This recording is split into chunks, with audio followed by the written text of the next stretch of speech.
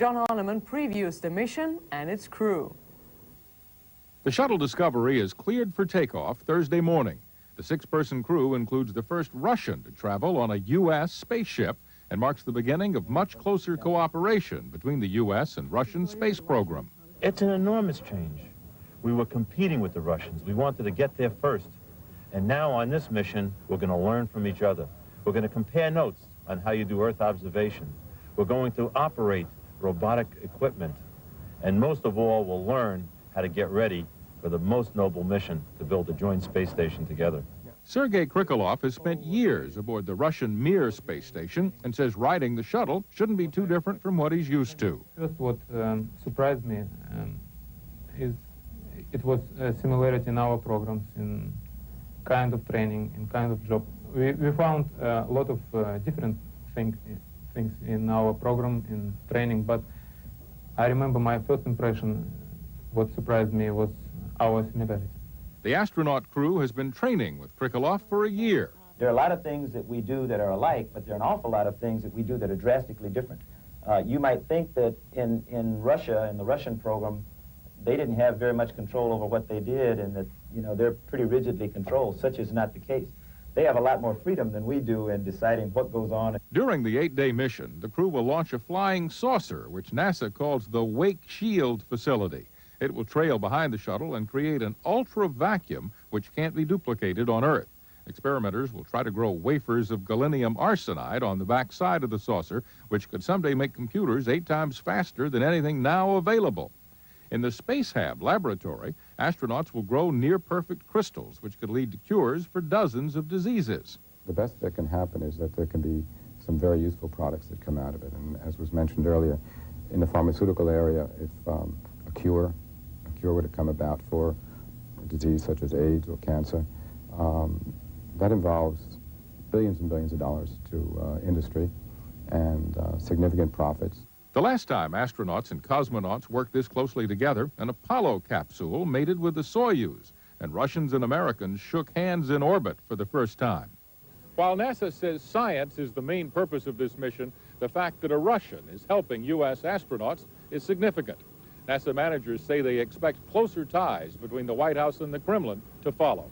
John Holliman, CNN at the White House. Control to Major Tom. Ground control to Major Tom. Take your protein pills and put your helmet on. Ground control to Major Tom. Commencing countdown, engines on.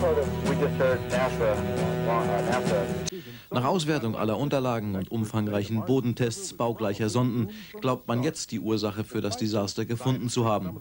Schuld soll ein Riss in den Treibstoffleitungen sein. Das unkontrollierte Ausströmen und Verbrennen des Treibstoffes führte dann dazu, dass Trudelbewegungen des Mars-Observers einsetzten. Und da sich die große Parabolantenne für die Datenübertragung zur Erde so nicht ausrichten kann, empfangen wir auch bis heute nicht den kleinsten Pieps von der Sonde. 1996 plant die NASA eine zweite Mission, denn die Neugierde auf den roten Planeten ist jetzt vielleicht noch größer geworden. Schließlich besitzt er eine eigene Atmosphäre, Wasser und, wie manche Wissenschaftler vermuten, sogar Leben. Die russische Raumkapsel Soyuz TM-18 ist am Vormittag planmäßig vom Weltraumbahnhof Baikonur gestartet. Die Rakete erreichte nach rund 10 Minuten, wie vorgesehen, die Umlaufbahn. Die 3 Kosmonauten wollen am Montag an die russische Raumstation Mir andocken. Die neue Mannschaft löst die 2 Kosmonauten ab, die sich bereits fast 200 Tage im All befinden. Von der neuen Mannschaft peilt der Mediziner Poljakow mit 427 Tagen Aufenthalt in der Orbitalstation einen Rekord an. Er wird Experimente über Veränderungen im Schlafrhythmus und in der Konzentration der Kosmonauten unter Weltraumbedingungen durchführen.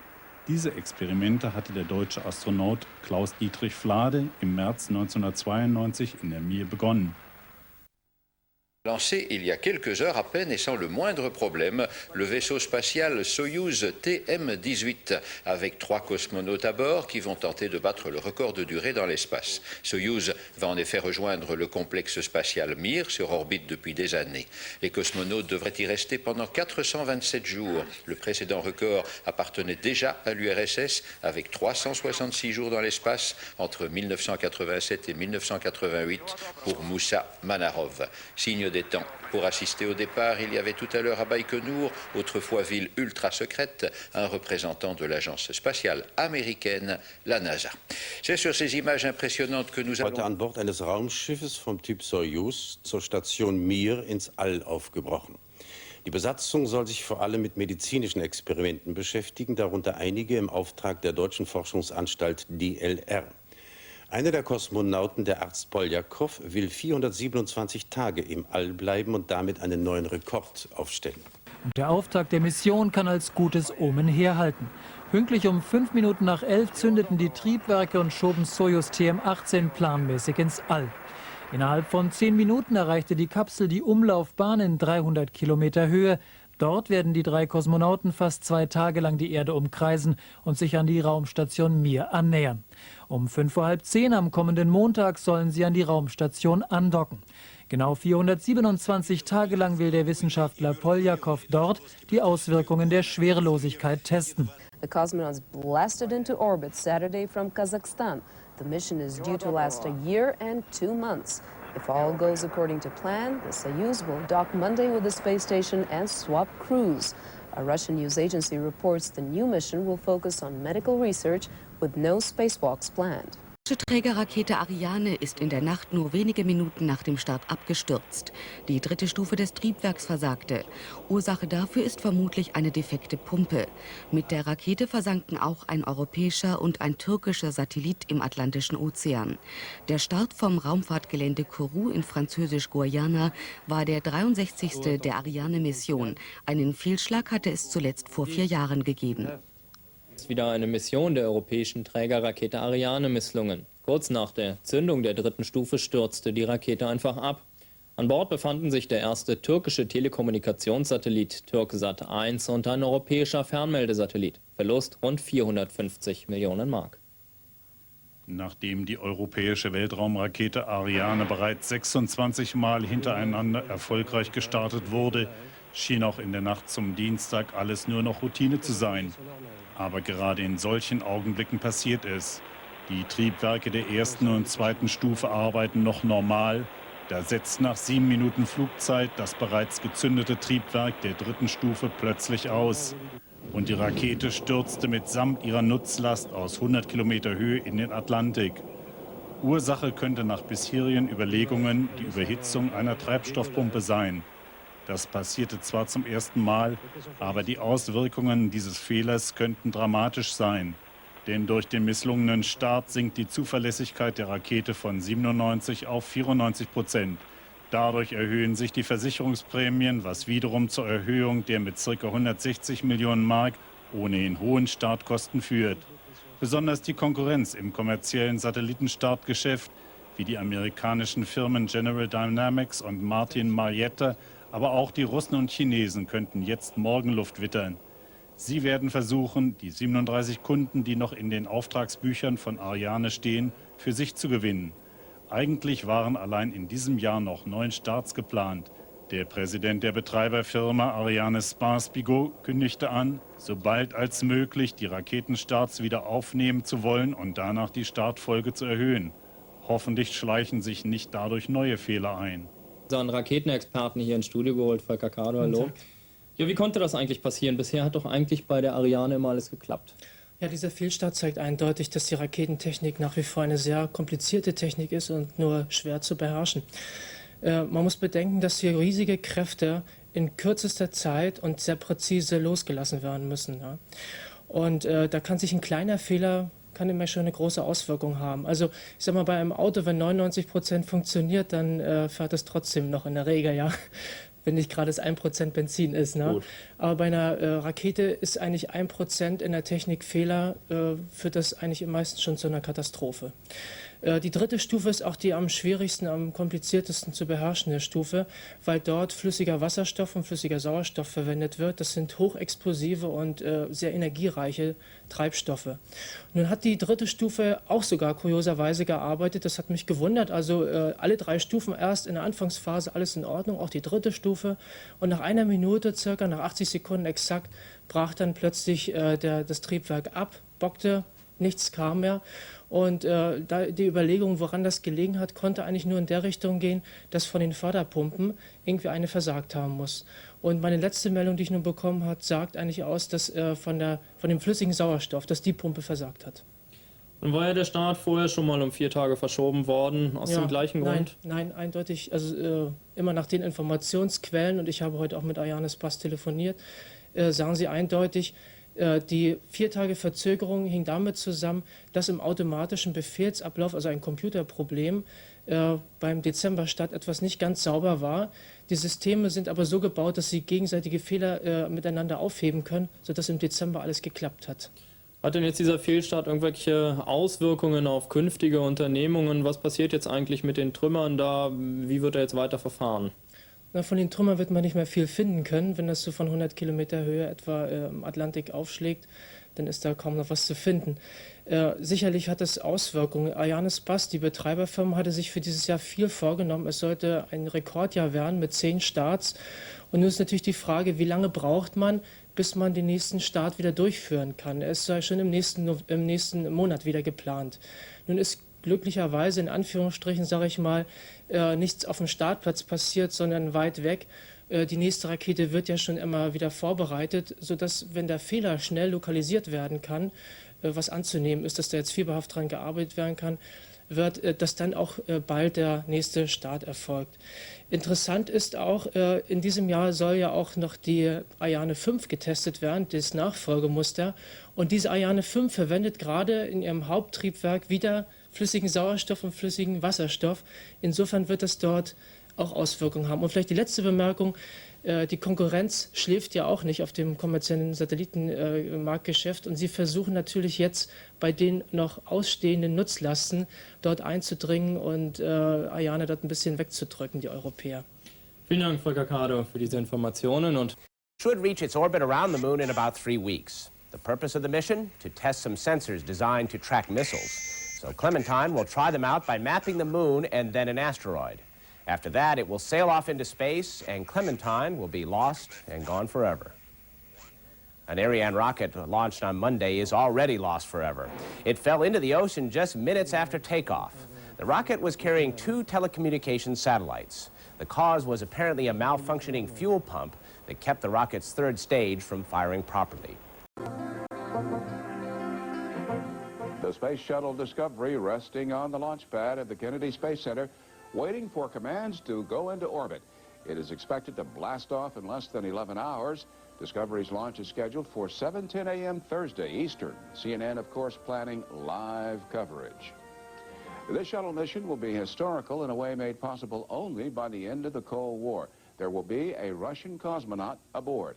It will be the first of what both countries are hoping will be many shared missions. Our man John Holloman in Florida with the latest on this mission, and a chat with the NASA administrator and a cosmonaut who's going to sit this mission out, but who has been training with American astronauts. Take it away, John. Bernie, thanks. The Shuttle Discovery, which is over my shoulder right now, is being filled with liquid fuel, which it's hoped will power the main engines and the solid rocket boosters into space about 11 hours from right now. NASA engineers and the launch management team say that the shuttle is in perfect condition for launch tomorrow morning just after 7 o'clock Eastern Time. While all shuttle flights make history, this one has political as well as scientific significance. Our guest tonight live from the Kennedy Space Center in Florida, Daniel Golden, who's the administrator of NASA, a man who's very excited about this mission, and another man who is as well, Vladimir Titov, a Russian cosmonaut who's been in training for this and other space shuttle missions, but at least for the next few days, Mr. Titov is going to be here on Earth rather than in the shuttle. He has a partner who is the cosmonaut astronaut for the mission that begins tomorrow. Mr. Golden, tomorrow's launch marks the first time a Russian flies in a United States spaceship, and you have said already it marks the beginning of a new era of cooperation between the U.S. and the Russian space programs. What is the logical conclusion of this new cooperation? What's down the road for the U.S. and the Russians in space? Well, in the near term, we're going to be building the world's most important space research facility. It's going to be a space station that'll be 200 miles above the Earth, and instead of building weapons, we'll be making life better here on Earth through the research we do there.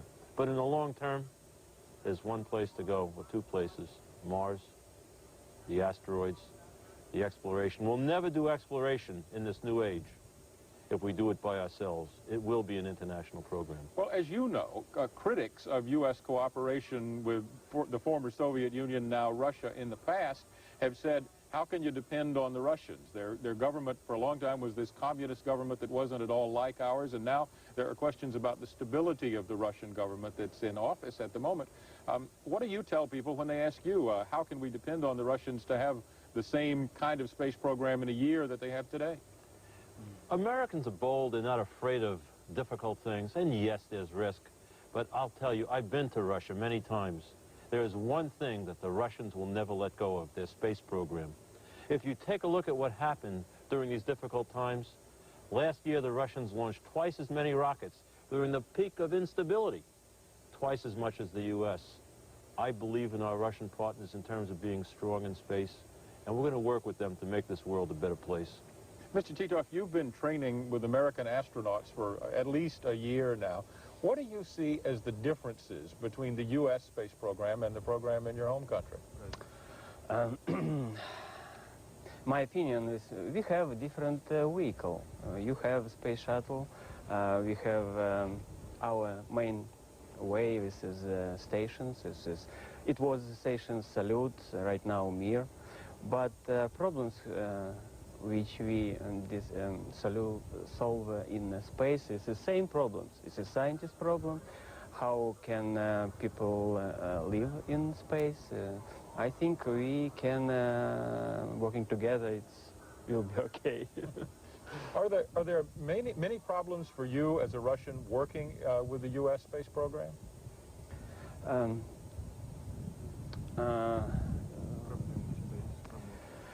Right now, I haven't a problem. My problem is my English language. I'm sorry if I talking not very good. But good sense. But preparing for flight might be same, because we prepare for same working in space. You, like your fellow cosmonaut, Sergei Krikalev, are married, you have children. How does your family take the fact that you're gone for long periods of time? You were in space in the Mir 365 days in a row. How do they put up with this?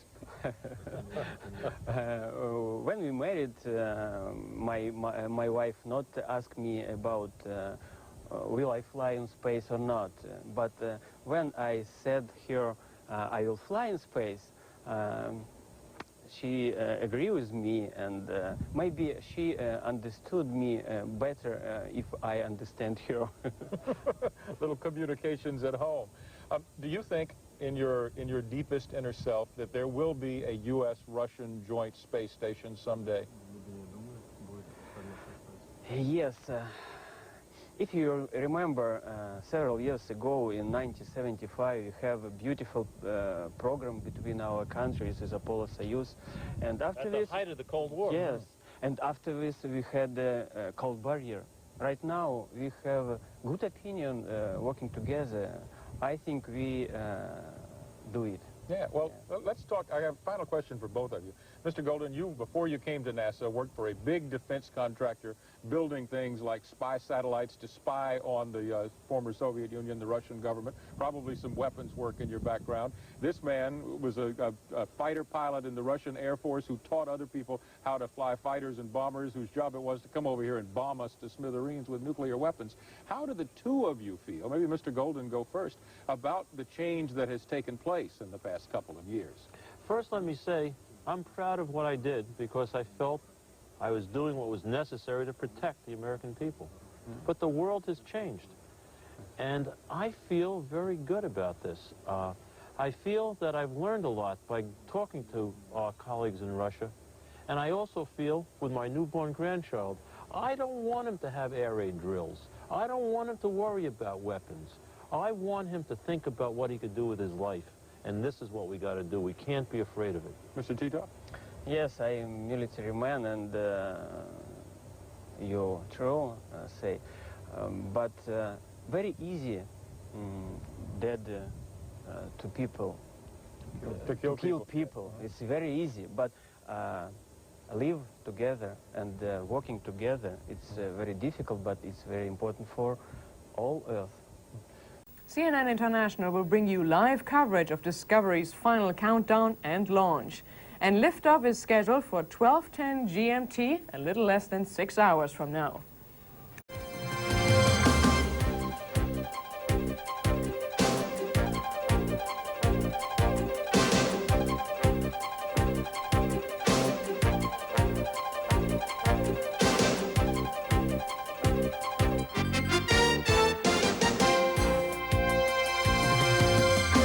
To shuttle launch control, we're now at T-minus 2 hours, 55 minutes and counting down toward the launch of STS-60 and the Space Shuttle Discovery. We've got the crew departing the operations and checkout building. They're now at the third floor.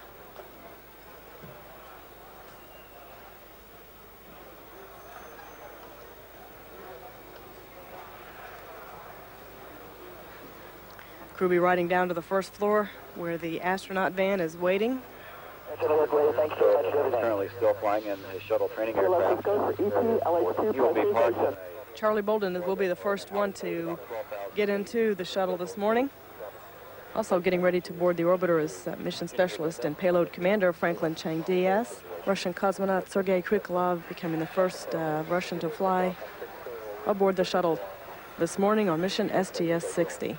And mission specialist Jan Davis getting ready for the mission this morning. Ken Reitler will be the next. Mission specialist Ron Saga about to get inside the shuttle Discovery today, the co-principal investigator for the Wake Shield facility. The flight crew will close and lock their helmet visors in the next few seconds. Thanks very much for everything. CLS, let's go for ET, LH2, proceed to lock your visors and initiate O2 flow. And on behalf of the whole team, I wish you a safe flight. All systems are go for launch at this time, just a few minutes away from the 18th voyage of Discovery on an 8-day history-making mission with the first flight of a Russian cosmonaut aboard the United States Space Shuttle. The three main engines are being gimbaled and positioned for launch. From CNN International, this is World News with Joey Chen at the CNN Center.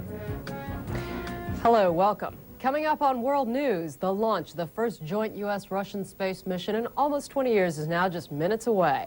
We'll bring you the liftoff of the Space Shuttle Discovery live. And we'll take you live to the Kennedy Space Center in Florida for the scheduled launch of the Space Shuttle Discovery. Pressurization of the external tank, liquid oxygen tank for launch has started.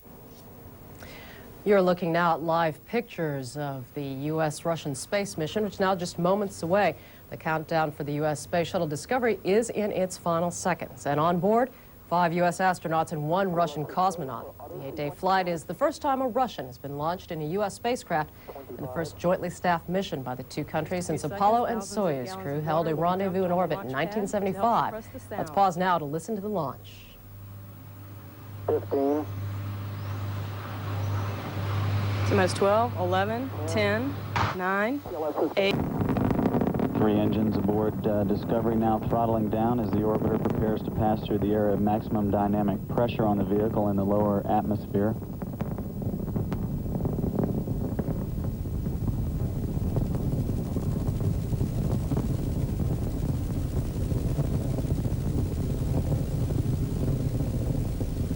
Discovery's already traveling 1,000 miles per hour and at an altitude of about 33,000 feet. Downrange from the launch site now 4 nautical miles.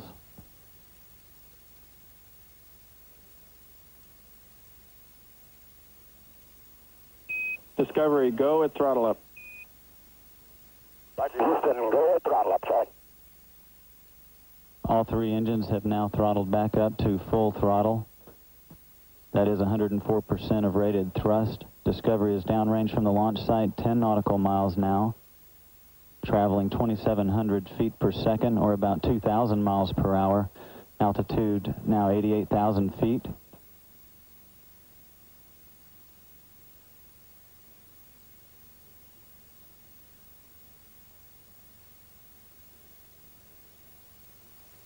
Approaching 2 minutes into the flight, this is the point at which the twin solid rocket boosters burn out and separate from the orbiter.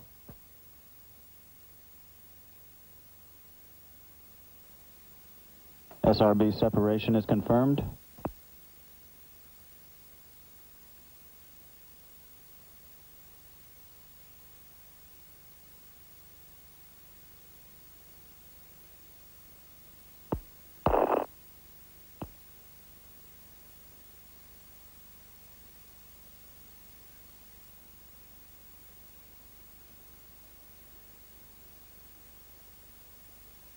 Discovery is now 50 nautical miles downrange from the launch site.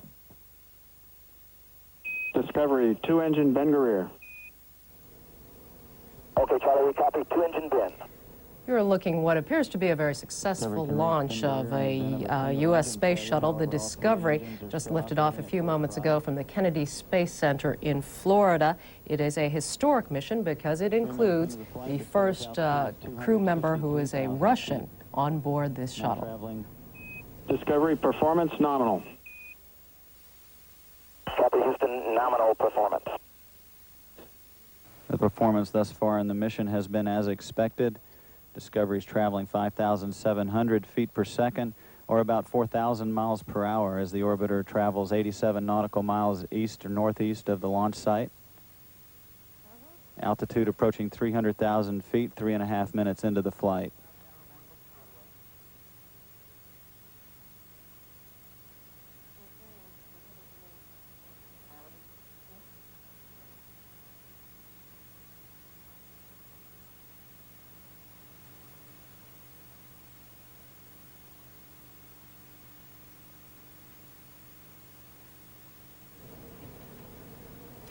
You've been watching live pictures from the Kennedy Space Center in Florida, the launch of the U.S. Space Shuttle Discovery, going out into a historic mission for the U.S. space program. That's because this mission includes the presence of a Russian cosmonaut, a 35-year-old Russian cosmonaut, Sergei Krikalev, who is with the 5 U.S. astronauts on board the shuttle Discovery. They're heading out into space now. It is an 8-day flight planned for this mission, and it is the first jointly staffed mission by Russia and the United States since the Apollo and Soyuz crew held a rendezvous in orbit back in 1975. Apparently a very successful launch from the Kennedy Space Center, and certainly some beautiful pictures there. Lifted off into a Florida sunrise this morning and toward a new dawn of global partnership in space. This newest partner is a former foe, and the Russian colleague aboard was treated with a rare, trouble-free launch. The 18th for the Discovery, now the workhorse of the NASA shuttle fleet. CNN's John Holloman looks at the 8-day mission. 9, 8. They got up well before dawn, had their early morning breakfast, and prepared to make political and scientific history. Russian cosmonaut Sergei Krikalev got a send-off from the head of the Russian Space Agency. On my behalf, I would like to wish you a successful flight, successful implementation of all four tasks, and a return to the Earth. Good luck. Спасибо. Thank you. The crew will spend its week and 1 day in space conducting a series of experiments in the Space Hab module in the cargo bay. There are crystal growth experiments in various lockers in the Space Hab, including one that will turn out lots of crystals of human insulin. There are also some laboratory rats aboard, which will be used to test the cancer and AIDS drug interleukin-2. The big news from the shuttle mission is the U.S.-Russian cooperation. NASA's administrator says he expects this mission to lead to a joint U.S.-Russian space station before the turn of the century. If we do not reach out and have a more international space station, the space station might still, in your terms, be held hostage to our own insecurity about going to the frontier. The shuttle will pass directly over Moscow several times during this mission. And because the launch was right on schedule, it may also pass close enough to the Mir Russian space station for the astronauts and cosmonauts to talk. That space station will be home to a U.S. astronaut sometime in the next 2 years. John Holloman, CNN at the Kennedy Space Center in Florida.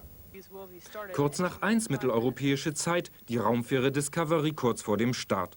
An Bord 5 amerikanische und, das ist Premiere, ein russischer Astronaut. Doch Amerikaner und Russen sind nicht die einzigen, die den Raketenstart gebannt verfolgen. An der Universität Bremen zittert eine Gruppe Studenten und ihr Professor, dass heute alles gut klappt. 3 Jahre lang haben sie an einem Satelliten gebaut, der heute mit in den Weltraum fliegt. Amateuraufnahmen dokumentieren den Zusammenbau von Bremsat. Nicht viel größer als ein Wasserball soll er eine neue Ära in der Raumfahrt einleiten. Nur 60 Millionen Mark kostet der Knirps, das ist extrem billig. 6 verschiedene Experimente führt er vollautomatisch durch. Dafür waren früher mehrere Wissenschaftler in aufwendigen Weltraumlabors nötig. Und während Bremsat im Bauch der Discovery in den Weltraum startet, kann sich der Professor auf 3 anstrengende Monate einrichten. So lange ist Zeit für Experimente. Bis dahin hofft der Professor, dass das Konzept, alles klein zu bauen, aufgeht. Warum muss alles groß und teuer sein? Ja? Wenn wir mal einen Blick auf die Mikroelektronik werfen, auf die Mikrosensorik, Mikrotechnik, Mikromechanik, so wird ja doch nahezu alles kleiner. Ja? Und diese technologischen Entwicklungen haben wir genutzt, um jetzt diesen sehr komplexen Forschungssatelliten Bremsat fertigzustellen. Der Professor hofft, dass sich die vollautomatischen Kleinsatelliten durchsetzen. Dann hätte wenigstens in diesem Bereich Deutschland in der Weltraumforschung wieder die Nase vorn. Am Mittag startete die Raumfähre Discovery mit einem russischen Kosmonauten und 5 amerikanischen Astronauten an Bord. Der Start lief trotz anfänglicher Bedenken der NASA wegen der niedrigen Temperaturen reibungslos sowie die Aussetzung der sogenannten Wake Shield-Scheibe, mit deren Hilfe Wege für die Entwicklung besserer Digitaltechniken für die Telekommunikation erforscht werden sollen. Der russische Kosmonaut Krikalev ist ein Weltraumveteran. Insgesamt 463 Tage hat er schon im Weltraum verbracht. Mehrere Missionen dieser Art sollen in den nächsten Jahren folgen. Sie dienen zur Vorbereitung des Aufbaus einer gemeinsamen Raumstation, die bis zum Jahre 2010 fertiggestellt werden soll. The first shuttle mission of the year is up and running this morning after an on-time liftoff. Der jetzige Raumflug ist besonders prestigebeladen, denn er markiert das Ende der russisch-amerikanischen Rivalität im Kalten Krieg. Mit an Bord der Kosmonaut Sergei Krikalev. Dieser Veteran der russischen Raumfahrt wohnt und arbeitet seit 9 Monaten in Texas. Die NASA versichert, dass sie keine Geheimnisse vor dem Russen hat, denn sonst müsste sie ihn ja von einem Teil der Experimente ausschließen, die zum Bau der gemeinsamen Raumstation führen sollen. Die Fähre setzt auch einen deutschen Allzwecksatelliten aus, das Modell für eine neue Generation von billigeren und kleineren Produkten, die von der Stange kommen. Ein Satellit made in Germany, klein, aber fein, ganze 60 Kilo schwer. Die Bremer sind besonders stolz darauf. An ihrer Uni wurde der Himmelskörper entwickelt und gebaut. Bezahlt hat der Steuerzahler. Was bringt ihm das? Die passende Uhr zum glücklichen Start der Discovery. Großer Beifall auch im Raumfahrtzentrum der Bremer Uni. Vor dem Fernsehgerät verfolgen Forscherteam und Gäste, wie ihr Satellit ins All startet. 13:10 Uhr, Zeit zum Jubeln. Ganz toll, zu Wohl. Rückblick. August 93, letzter Check des Bremsat, ein Minisatellit der neuen Generation, klein, leicht, vollgestopft mit Mini-Elektronik, leistungsstark und 10 Millionen Mark billig. Ein Kraftpaket, das sich selbst steuert und selbstständig arbeitet. Seine Aufträge: Messen der Startphase und der Schwerelosigkeit, Suche nach Raumfahrtmüll bis zum bitteren Ende. Selbst das eigene Verglühen funkt er nach Bremen. Dort wird schon weiter geplant, der Mehrwegsatellit. Der nächste soll aber dann auch heile wieder zurückkommen. Das ist jetzt eine ganz andere Zielsetzung für den Bremsat 2 oder wie immer er heißen mag. Da werden wir dafür Sorge tragen, dass er natürlich auch wieder zurückkommt und wir ihn mehrfach nutzen können. Recycling ist in, auch in der Raumfahrt. Forschung zum Spartarif, schön für den Geldgeber, die Bundesregierung. In der Bremer Bodenstation wird der Flug des Satelliten ganz genau überwacht und ausgewertet, ohne die NASA dazwischen. In 3 Monaten ist alles vorbei, Bremsat 1 verglüht. Trotz des Bilderbuchstartes heute, Raumfahrtforschung und Industrie in Deutschland müssen sich auf magere Zeiten einstellen. Für nationale Großprojekte gibt es kein Geld mehr aus Bonn. In Berlin jetzt einer der wenigen deutschen Astronauten, Reinhard Furrer. Guten Abend. Guten Abend. Sie sind inzwischen Professor an der Freien Universität. Was riskiert Deutschland, wenn bei der Weltraumforschung gespart wird? Ja, wenn unter ein gewisses Maß gespart wird, kann man nicht mehr teilnehmen. Und Die anderen werden es tun, ob Deutschland dabei ist oder nicht. Also die Vereinigten Staaten werden es machen, Russland wird es machen, Japan wird es machen. Wir riskieren, dass wir das, was wir bisher aufgebaut haben, eben verlieren. Was heißt das denn für den Wirtschaftsstandort Deutschland? Das ist relativ schwer zu sagen. Wenn Sie Kommunikationstechniken betrachten, dann sind wir nicht sonderlich weit vorne. Wenn Sie die Erdbeobachtung und die Atmosphärenforschung anbelangen, dann hat das was mit unserer Hygiene und mit der Vorsorge für unsere Erde zu tun. Daraus sich zu verabschieden, ist ein mehr moralisches Argument.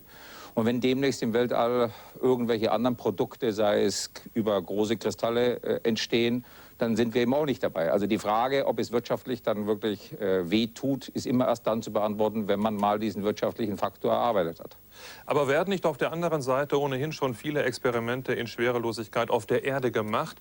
Warum also das Geld ins All schießen? Ja, also das ist immer dieser wahnsinnig große Irrtum. Sie können die Schwerelosigkeit nicht abstellen, wenn Sie nicht die Erde wegrücken. Denn Schwerkraft ist deswegen da, weil Masse da ist. Sie können sie nur deswegen dadurch überlisten, dass Sie etwas frei fallen lassen. Und frei fallen kann man in einem Fallturm etwas machen, das dauert 3 Sekunden. Und können Sie sich unschwer selber vorstellen, dass in 3 Sekunden sich die Biologie und die Physik nicht notwendigerweise einstellt. Also diese Experimente sind ganz limitiert, an manchen Fällen möglich, aber im Prinzip ersetzen sie in keinem Fall ein Labor. Ganz kurz noch, auch ein Mann des Alls hat sicherlich noch seine Träume. Was wünschen Sie sich? Ein deutsches Camp auf dem Mond? Zumindest so, ob das nun Jules Verne war oder ob das Platon war. Alle Leute haben geträumt, dass man mal in die Erde verlässt und ins All rausgeht. Wir sind soweit. Ich würde mir wünschen, dass die Deutschen zumindest eine Chance haben, dabei zu sein und nicht wieder zugucken müssen, wenn die anderen das machen. Vielen Dank, Herr Furrer. Alles ging planmäßig in Cape Canaveral. There were hours of tutored language lessons, rigorous days in the shuttle simulator, and training for water survival in case the shuttle ditches in the Atlantic. During the flight, Krikalev will handle the shuttle's grappling arm. Overall, his presence is symbolic, but may well lead to a real celestial partnership between the United States and Russia. John Zarella, CNN, at the Kennedy Space Center in Florida. Historians may one day note that the flight of Discovery changed the course of space exploration. One of the 6 crew members on board is Russian cosmonaut Sergei Krikalev, the first cosmonaut launched on a U.S. spacecraft. Krikalev is making history, although he doesn't see it that way. I'm not too old to be part of history. Such modesty for a man already awarded the title Hero of Russia and Order of Lenin. Although it's hard to detect excitement in the reserved 35-year-old cosmonaut, NASA and the Russian Space Agency see this as a breakthrough. It really marks the beginning of the new level of cooperation between Russia and the United States. Over the next 4 years, we're going to have several U.S. astronauts flying aboard Russia's Mir space station. All leading to one major cooperative goal, the construction of an international space station with the Russians in the partnership. Krikalev would be right at home there. He spent 15 months aboard the Mir space station. He was orbiting the Earth when the Soviet Union fell. Only one other human, a fellow cosmonaut, has logged more time off the planet. The shuttle flight amounts to little more than a walk in the park for Krikalev, but required more than a year of intense training. We had to study a lot of systems, we had to study language, and all this came at the same time, and the period of time was very short. Healthy, something, bathtub? Bathtub. Bathtub. There were hours of tutored language lessons, rigorous days in the shuttle simulator, and training for water survival in case the shuttle ditches in the Atlantic. During the flight, Krikalev will handle the shuttle's grappling arm. Overall, his presence is symbolic, but may well lead to a real celestial partnership between the United States and Russia. John Zarella, CNN, at the Kennedy Space Center in Florida. Der Discovery dürfte die Verständigung mit dem Petersburger Krikalev besser klappen. Die Hälfte der Astronauten hat vorsichtshalber Russisch gelernt. The space shuttle is on the first in a series of joint missions by the U.S. and Russia. 5 Americans and a Russian cosmonaut are on board. And liftoff of Discovery on a bold new era of spaceflight between the United States and Russia. La grande vedette de cette page d'histoire, c'est Sergei Krikalev, 35 ans, le 6e membre de l'équipage qui, à lui seul, a plus d'expérience de vol que l'ensemble de ses coéquipiers. Le cosmonaute russe a passé 463 jours dans l'espace au cours de 2 missions à bord de la station Mir. Il est le premier russe à voler à bord de la navette. Il s'est intégré parfaitement à l'équipe américaine et malgré sa grande expérience, il ne se considère pas comme un professeur, mais simplement comme un étudiant. I felt myself as student studying space shuttle. L'entraînement de Krikalev a duré un peu plus d'1 an à Houston. En tant que spécialiste de mission, il manipulera le bras canadien qui doit larguer un gros satellite expérimental de la forme d'une soucoupe volante qui sera récupérée à la fin du vol. Le vol de Krikalev survient presque 19 ans après l'unique rencontre des cosmonautes russes à bord de Soyouz et des astronautes de la dernière mission d'Apollo en juillet 1975, au moment même de grandes tensions et de rivalité entre les deux superpuissances. La poignée de main entre équipages était devenue un événement politique sans suite, alors qu'aujourd'hui, la signification du vol va plus loin. La collaboration américano-russe va donc s'intensifier au cours des prochaines années. US astronauts between now and 1997. D'ici 1997, les astronautes américains vont passer un total de 2 ans à bord de la station spatiale Mir dans le but de partager les connaissances qui mèneront à la construction de la base spatiale internationale Ralpha, jadis nommée Freedom. Un reportage de Réal Damour. Die erste eigene Trägerrakete in den Weltraum geschossen. Mit an Bord ein unbemannter Raumgleiter und ein Versuchssatellit. Nach Angaben der japanischen Raumfahrtbehörde NASA soll die H-2-Rakete ausschließlich kommerziellen Zwecken dienen, wie beispielsweise dem Transport von Kommunikationssatelliten.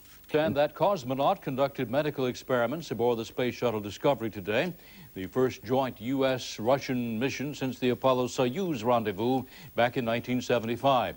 CNN's John Holloman reports on day 2 of Discovery's mission. The first job each morning is for the crew members to give blood, urine, and saliva samples. They're trying to find out more about how weightlessness affects the body. This is Commander Charlie Bolden giving some blood. There's a centrifuge used to separate the samples. Pilot Ken Reitler shows how steady it is in weightlessness. At the end of the spin cycle, the centrifuge stops spinning, and Reitler takes out the samples for storage. Astronaut Jan Davis has been checking the robot arm in advance of tomorrow's big job. She will lift NASA's version of a flying saucer from its cradle in the cargo bay and launch it into an orbit behind Discovery. The Wake Shield facility, as it's known, is going to be used as a permanent factory in space eventually. If it works this week, it will someday be used to make super pure wafers of semiconductors. Russian cosmonaut Sergei Krikalev on his first shuttle flight is helping with that job.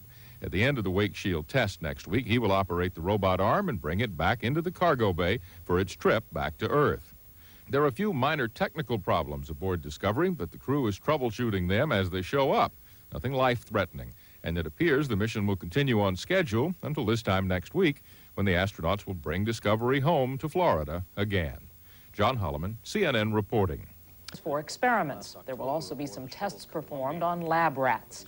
Tomorrow, a research satellite will be deployed. Helping with that task will be cosmonaut Sergei Krikalev, the first Russian to serve as a shuttle crew member.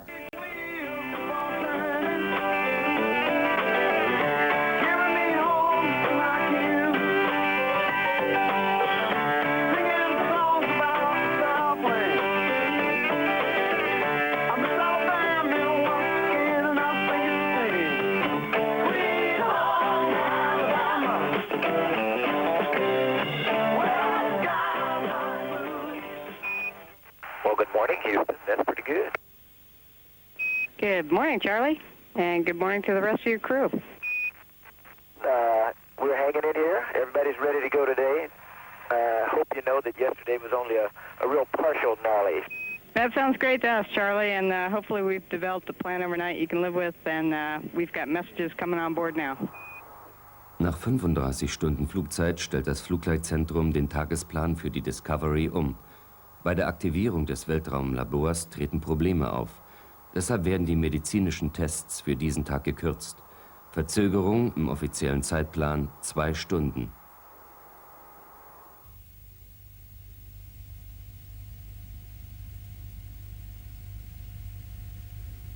Die Ruhe in den Bildern der Bordkamera täuscht. Mit 28.000 Stundenkilometern rast die Discovery um unseren Planeten. Die Astronauten fliegen in den Morgenstunden über Neufundland, den Atlantischen Ozean, British Columbia, Alaska, Japan, Nordchile, Argentinien. An diesem Februartag verzichtet die Ukraine auf ihre Atomwaffen. Weiten sich die Kämpfe in Afghanistan aus, werden Arafat und Rabin für den Friedensnobelpreis vorgeschlagen, wird der Flughafen in Tuzla beschossen, feiert man in dem kleinen Städtchen Titusville in Florida den Monat der Geschichte der Afroamerikaner.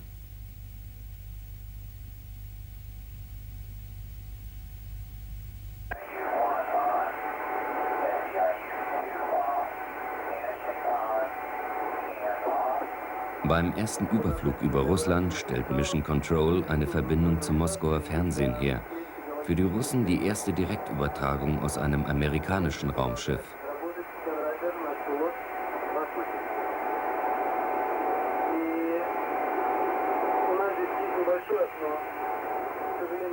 Kosmonaut Sergei Krikalev erklärt den Zuschauern in seiner Heimat das Innenleben eines amerikanischen Shuttles. Kameramann bei dieser Übertragung Kommandant Charles Bolden.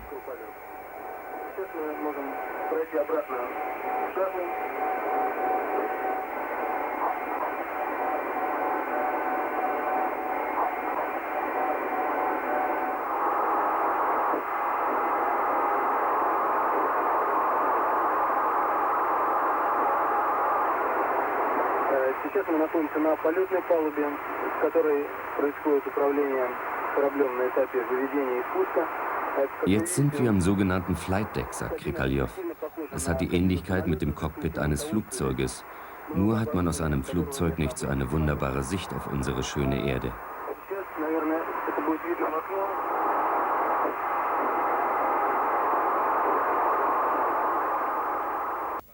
Am dritten Tag im All gab es Ärger an Bord der amerikanischen Raumfähre Discovery. Nicht, dass sich die Besatzung streitet, im Gegenteil. Das sechsköpfige Team unter Kommandant Charles Bolden scheint sich ausgezeichnet zu verstehen. Aber technisch gibt es wieder einige Probleme. Kontrollanzeigen des Steuercomputers leuchteten rot auf, als der russische Kosmonaut Sergei Krikalev einen Experimentalsatelliten aus dem Laderaum hob.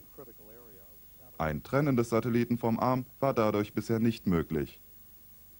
Eigentlich soll die diskusförmige Wake-Shield-Scheibe 2 Tage lang im Freiflug 65 Kilometer hinter dem Shuttle herfliegen und dabei Materialuntersuchungen durchführen.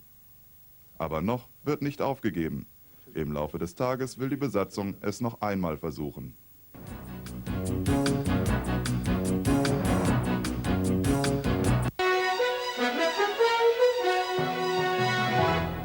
Astronauts aboard the US Space Shuttle Discovery are behind schedule. Saturday's project was postponed after hours of work, a move which could jeopardize other scheduled experiments. CNN's John Holloman reports on a frustrating day for NASA. A lot of long faces at Mission Control in Houston. The major task for the Discovery crew could not be done. The Wake Shield orbiting factory was supposed to be 40 miles behind Discovery Saturday, producing wafers of high-tech material for computer chips in this chamber. But it's back in the shuttle's cargo bay. The first problem occurred shortly after the satellite was grabbed by the shuttle robot arm. These 5 lights were supposed to be on. They indicate whether the data systems and main power systems for the satellite are working, and they were not. The problem was traced to one of 3 batteries aboard, and it was solved by wiring around the bad battery. The satellite was moved outside the cargo bay for release, but then the 2 radio transmitters on board failed. Managers think Discovery's satellite TV antenna, used to send pictures from space, might be interfering with the transmitters aboard Wake Shield. The crew will try again Sunday to send the shuttle's major payload into space, but to do that, they'll have to delay or cancel many of their biomedical experiments. There may be a few low priorities that either don't get performed as often or don't get performed for as long a period. But we think the high priority things will be able to get in for everybody. Even with their problems, the astronauts had a chance to send remarkable pictures back to Earth. In the Space Hab laboratory, this crystal of a medical product was growing inside the red liquid. And out the window, the astronauts took this picture of an aurora in the atmosphere as Discovery passed over Australia. John Holloman, CNN reporting. More problems as they try to launch a new satellite. Launch that old satellite up there. Technical glitches yesterday forced them to delay the launch. John Holloman joins us with the latest, John. Yeah, Brian, they've got another delay. They've had to delay the release of the satellite about an hour and a half. Let me show you the live picture from space because it is indicative of the trouble that NASA is having. More trouble for the Discovery crew as it tries to launch an orbiting factory from the cargo bay. This latest problem involves the satellite's guidance and navigation system. What you see there is the Wake Shield satellite out at the end of the robot arm. This picture is from a camera about 25 feet down the arm. The satellite appears not to know where it is in space. A failure like this could be caused by ice crystals on a detector aboard Wake Shield. One of those circles that looks sort of like a donut is where that detector is located, or it could be an equipment failure. Even so, NASA managers are hopeful they can solve the problem and launch this satellite sometime in the next 3 hours. Astronaut Jan Davis picked up the Wake Shield with Discovery's robot arm and moved it through its paces before releasing it. As the 12-foot stainless steel saucer was lifted from the cargo bay, ground-based managers watched the computers, the power supplies, and the communications links all begin to work. Everything has gone very well so far. They've gotten good commands to the satellite in the present position. They've had to reboot the onboard navigation system a couple of times before completing that checkout, but that's in work, and we're looking forward to marching on along our timeline. Before it could be launched, the satellite had to be moved several times. First, it was pushed over the side of the cargo bay on the robot arm to clean any debris from the cargo bay off its surface. Then it was raised above the bay in the pre-deploy position. It was here that a problem showed up with the satellite's navigation system. Commands from the ground were not being accepted by the Wake Shield. The roll and pitch of the Wake Shield facility itself was out of tolerance for deploy. It takes the satellite about 30 minutes of flying time to get into position 40 miles behind the shuttle. When it's there, it will begin to manufacture 3-inch wafers of gallium arsenide, a chemical used to make advanced computer chips. Russian cosmonaut Sergei Krikalev will grab the Wake Shield on Tuesday and bring it back inside the shuttle for the trip back to Earth. Back to our live picture. What's going on right now, Brian, is that ground-based scientists and managers are looking at these pictures for the first time, just as we are, trying to see if they can find any ice crystals or any debris that's up there polluting the Wake Shield's sensor that's supposed to tell it where it is. After it's up and running, if they can get it out into space today, the crew will start their other experiments, which include a bunch of biomedical tests on themselves. There's one experiment involving some rats in the Space Hab module. They're already growing crystals of chemicals, but they need time to work with those lab rats and get back on their regular schedule. If they can't get this satellite launched today, this mission, this entire mission, is going to go down into the history books as a non-successful mission because this is the most important thing they have to do. Some of them are so successful and some of them go flat. Thank you, John. Appreciate that. More trouble with NASA's orbiting factory. Ground-based scientists zoomed in on the surface of the Wake Shield facility to find out why its guidance system does not seem to know where the satellite is located. Another delay in putting the Wake Shield into orbit. Am dritten Tag der Mission gab es im Orbit Probleme. Ein Forschungssatellit sollte ausgesetzt werden, doch der erste Versuch scheiterte. Elektronische Anzeigen spielten verrückt. Die Besatzung hiefte die Wake-Shield-Scheibe mit einem Roboterarm wieder an Bord. Der Einsatz der 20 Millionen Mark teuren diskusartigen Scheibe wird verkürzt. Sie ist die Voraussetzung, um künftig im Weltall hochempfindliche Mikrochips herzustellen. Nach dem Bilderbuchstart der Discovery am Donnerstag hatte man sich in Cape Canaveral noch auf die Schultern geklopft. Nun muss die NASA aus Zeitmangel viele der geplanten Versuche an Bord streichen. Ein Schulchor weckte die Shuttle-Astronauten heute Morgen. Die Tochter eines der Astronauten sang mit, aber trotz des freundlichen Weckrufes blieben die Probleme der Crew. Der Wakefield-Satellit hing immer noch am Roboterarm des Shuttles. Eigentlich sollte dieser Satellit rund 80 Kilometer hinter dem Shuttle herfliegen. Hier wollten die Astronauten in der Schwerelosigkeit des Alls besonders saubere Halbleiter produzieren. Aber Sonnenflecken und eine defekte Fernbedienung hatten den Start des Satelliten verzögert. Trotz der Bemühungen der Astronauten hat die NASA das Experiment jetzt abgebrochen, um den rund 24 Millionen Mark teuren Satelliten nicht zu verlieren.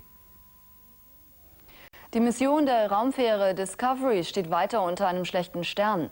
Heute wurde der Versuch, einen Forschungssatelliten auszusetzen, endgültig aufgegeben. Der 23 Millionen Mark teure Flugkörper sollte sich mit Hilfe einer kleinen Düse 75 Kilometer von der Fähre entfernen und später wieder eingefangen werden. Doch ein defektes Leitsystem machte den Astronauten einen Strich durch die Rechnung. Der Satellit sollte neue Verfahren zur Herstellung von Halbleitern testen. Das Hauptexperiment der Discovery-Mission ist gescheitert. Die amerikanische Raumfahrtbehörde NASA hat es abgelehnt, den Satelliten Wake Shield doch noch für einen Tag freizusetzen. Die NASA begründete ihre Entscheidung mit fehlerhafter Ausrüstung. Für die gemeinsame amerikanisch-russische Mission bedeutet das einen schweren Rückschlag. Die amerikanische Industrie hoffte mit Wake Shield extrem reine Halbleiter-Membrankristalle für die Mikroelektronik erzeugen zu können, als Vorstufe für eine Fabrik im Weltraum. Die Astronauten konnten den Flugkörper wegen eines Defekts am Leitsystem und wegen Funkstörungen nicht wie geplant abkoppeln. Der russische Kosmonaut Krikalev hätte den Satelliten nach 2 Tagen mit dem Roboterarm einfangen sollen. Trotz dieses Misserfolgs lobte Präsident Clinton bei seinem Besuch in Houston die Weltraumflieger. Dies war der erste Schritt zur internationalen Zusammenarbeit, die wir brauchen, um eine Weltraumstation zu bauen. Die 6 Astronauten, unter ihnen erstmals ein Russe, erhielten Trost von Präsident Clinton. Er lobte die gute Zusammenarbeit bei der historischen Mission.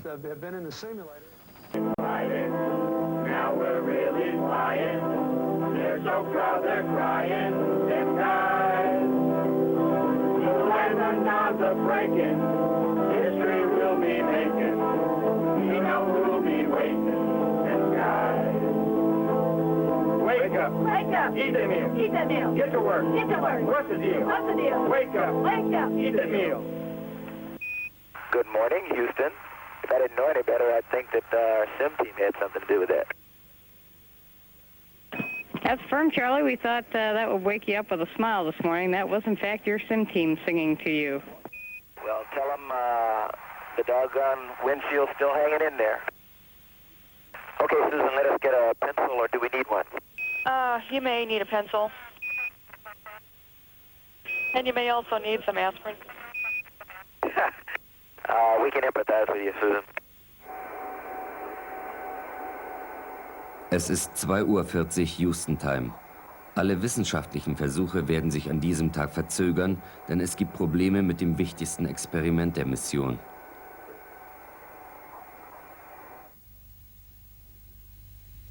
Der 13,5 Millionen Dollar teure Satellit Wake Shield Facility soll als erste freifliegende Experimentierplattform der Welt arbeiten. Für 2 Tage, so ist geplant, soll die Plattform 75 Kilometer vom Shuttle entfernt fliegen und in ihrem Flugschatten ein Hochvakuum erzeugen, das auf der Erde nicht herstellbar ist. In diesem Vakuum wollen die Astronauten ultrareine Kristalle herstellen. Der irdischen Mikroelektronik würden diese Kristalle völlig neue Wege eröffnen. Dr. Ron Seeger testet an diesem Morgen das Satellitenkommunikationssystem und stellt Verunreinigungen im Orbit fest. Mögliche Ursache: Wassertropfen aus einem Tankstutzen der Discovery. Discovery Houston with the big picture on Wake Shield. Okay, Susan, ready, copy. Okay, Ron, based on the indications that both you and we have been seeing, we suspect that the horizon sensor is sending bad data through the ADAC. So what we would like to do is change the orientation of the wake shield on the arm right now and see if the horizon sensor tracks that change. This is Mission Control. While this maneuver is going on, moving the wake shield facility from one side of the orbiter to the other with Discovery's robot arm, Jan Davis is operating the arm. And Franklin Chang Diaz is taking still photos and video and film photography of this maneuver, while Ken Reitler monitors the movement of the satellite with the laser ranging device, and Charlie Bolden is monitoring the rates of oscillation on the shuttle orbiter and the movement of the arm, both from their instrumentation and from a small laptop computer they have, which shows a plot of how the vehicle moves.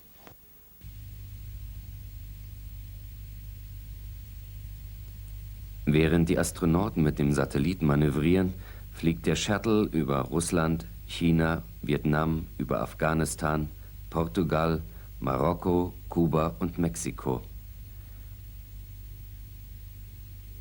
An diesem Februartag hebt Präsident Clinton das Embargo gegen Vietnam auf und beschäftigt sich mit dem Streit zweier Eiskunstläuferinnen, beginnt der Rückzug deutscher Soldaten aus Somalia, bekommt Malaysia einen neuen König, werden in Sarajevo 68 Menschen getötet, explodiert in einem Belfaster Kaufhaus eine Brandbombe.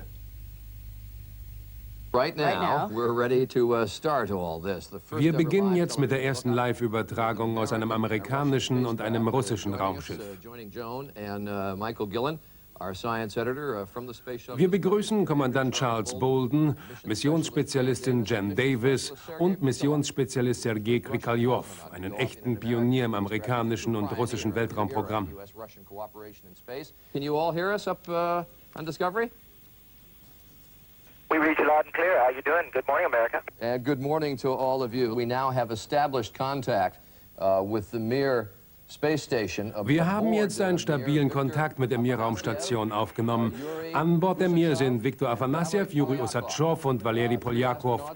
Wollen Sie, Dr. Poljakov, in der Mir mit Ihrem Freund Sergei Krikalev sprechen? Was würden Sie gerne sagen? Particularly Dr. Polyakov, would you like to speak to your friend Sergei Krikalev aboard the Discovery, and what would you like to say? I just wanted to wish him successful work among his American colleagues and a safe return to Earth and a safe landing. Greetings, I hear you loud and clear. Can you hear me?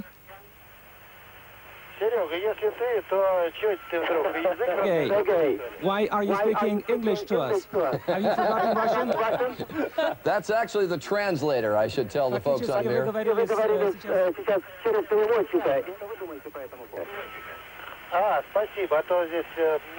Thank you. Now we get it. Thank you very much.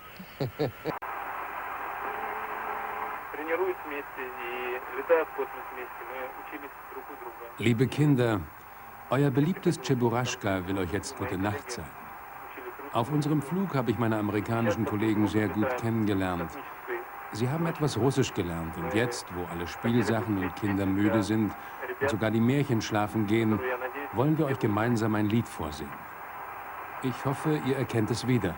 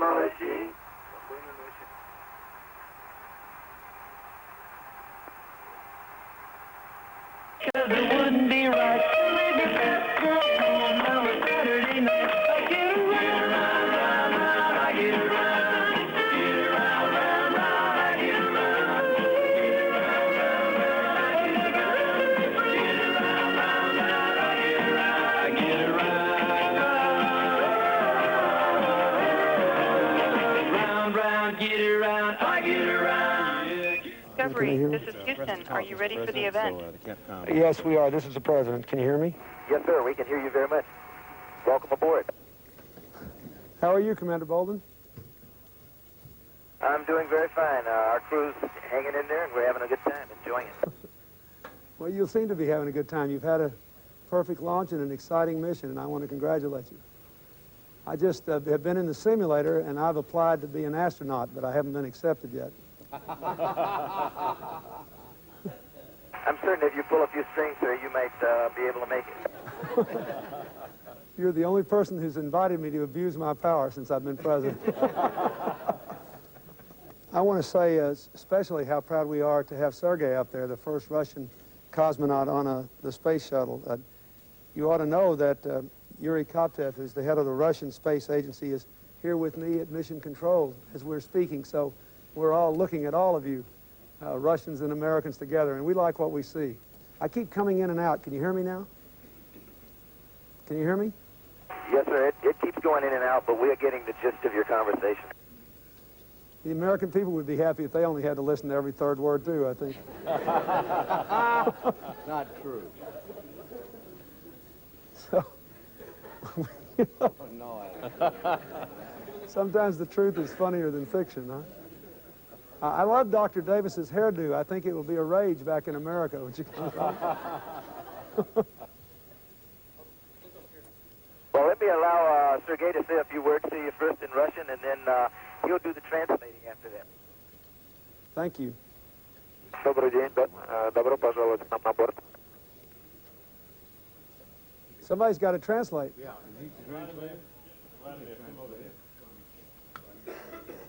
I just translate Charlie Bolden. I said, welcome aboard Space Shuttle. He just gave me the translation. He translated his own Russian. One of my goals is to have someday most Americans be able to do that in another language too. I hope we can do that. I want to say we followed a lot of the scientific purposes that are associated with your mission, and I'm especially interested in the whole issue of superconductivity, which I think has enormous potential for drastically changing the way we do things down here on Earth and a lot of the other things you're doing. I just want to congratulate you for being up there, and for, as I said, I think this is the first step in what will become the norm of global cooperation in space. And when we get this space station finished with the contributions of Russia, Canada, Japan, Europe, and the United States, it's going to be a force for peace and progress that will be truly historic, and you will have played a major role in that.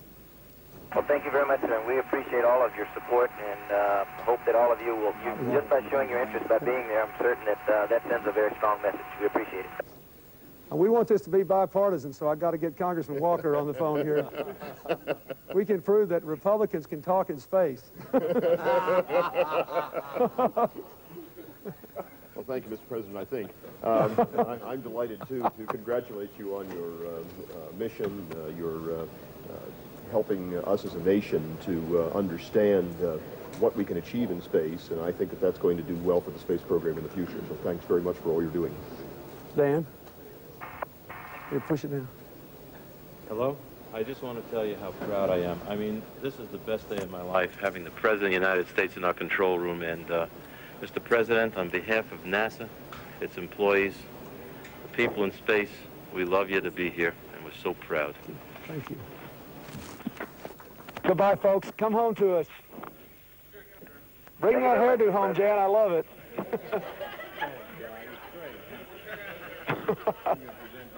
It's good. I'll do my best. Kennedy Space Center herrscht in diesen Tagen Hochbetrieb. Während die amerikanische Raumfähre Discovery noch im All ist, begann eine weitere Mission. Diese hat jedoch ein militärisches Ziel.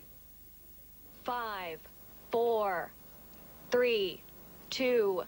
Mit dem Countdown dieser Rakete in Cape Canaveral beginnt eines der bisher teuersten Projekte in der Militärgeschichte. Hinter der Nutzlastverkleidung der Titan IV verbirgt sich der 17 Milliarden Dollar teure Satellit Milstar. Die Entscheidung für seine Entwicklung wurde bereits während des Golfkrieges gefällt. Die Armeeführung beklagte damals, dass Befehle aufgrund von Störungen in den Nachrichtenverbindungen oft nur verspätet die Truppen erreichen. Das soll sich nun ändern. Von Milstar erhoffen sich die Militärs einen stabilen Kontakt zu ihren Einheiten und das per Video selbst im Falle eines Kernwaffenkrieges. Um dies weltweit zu realisieren, will das Verteidigungsministerium bis zum Jahr 2000 noch 3 weitere Satelliten starten. Das scheint allerdings nicht sicher zu sein, denn immer mehr Mitglieder im amerikanischen Kongress bezweifeln, dass ein solches Projekt noch zeitgemäß ist. Deutscher Forschungssatellit im All ausgesetzt worden. BremSat ist der erste komplexe Minisatellit, der für die Weltraumforschung entwickelt wurde. Von der Universität in Bremen aus wird er kontrolliert. BremSat soll unter anderem Daten über Weltraummüll sammeln. Auch 6 Metallkugeln, die in den Orbit geschossen wurden, sind dazu bestimmt, Verschmutzungen im All zu orten. This is a special report from CNN International. Hello, I'm Jonathan Mann. We're breaking away from Larry King now to join CNN for a live interview with 2 crew members aboard the U.S. Space Shuttle Discovery. CNN's John Holloman will be conveying questions, some of them from CNN viewers, to the astronauts and cosmonauts. Let's listen in. Been in orbit for more than 7 days now. The crew members preparing to come back to Earth tomorrow. In addition to shutting down their experiments, they've given us a few minutes to do an end-of-mission interview. Joining us from Discovery's flight deck are astronaut Ron Sega, one of the principal investigators for the Wake Shield flying saucer, and Sergei Krikalev, Russian cosmonaut who's made history by spending a week in near weightlessness with a crowd of Americans. Gentlemen, good morning to both of you. Ron, first, the Wake Shield was supposed to be the biggest success of this mission, but it really couldn't do all it was supposed to do. Why did it fail to do all its work, do you think? Well, we had some systems problems, both an attitude control system problem as well as communications problems throughout the flight. But the objectives of establishing a high level of vacuum and growing thin film semiconductors was actually achieved while on the arm.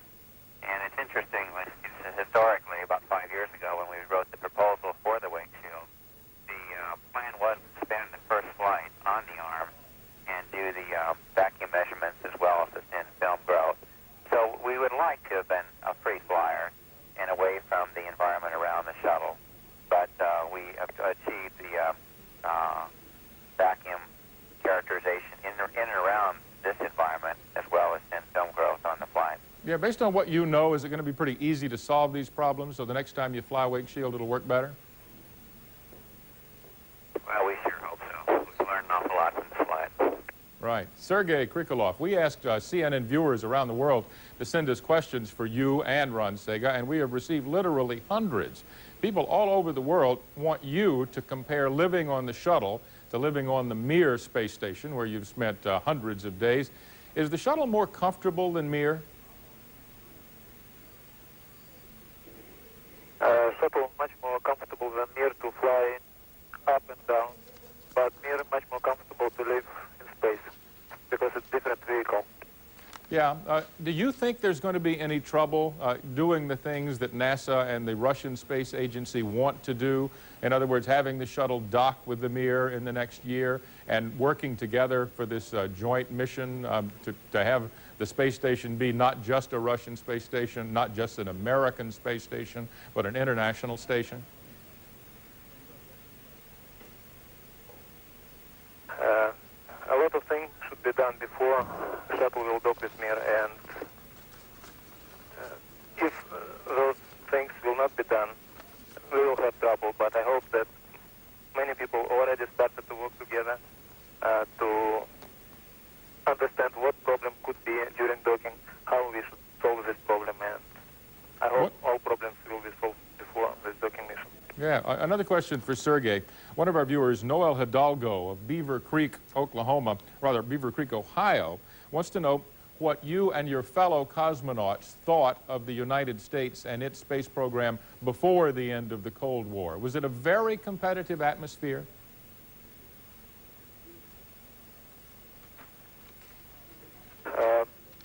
It's difficult to compare because I don't know how it was here before.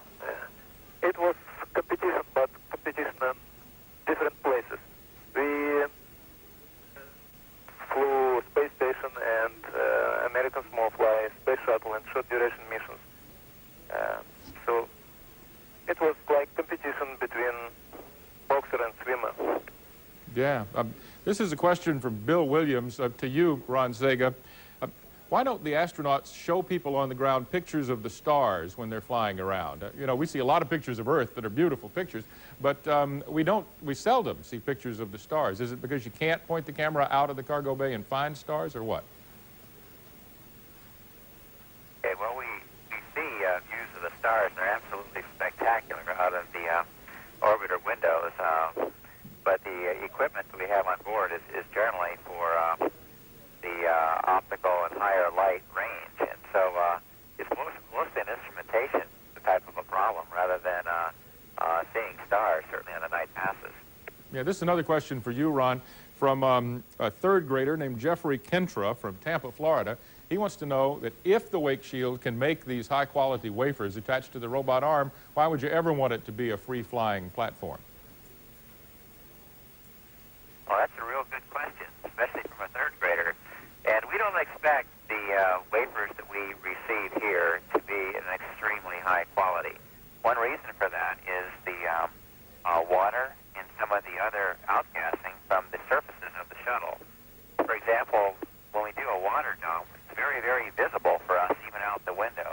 of that is going to be in and around the wake shield.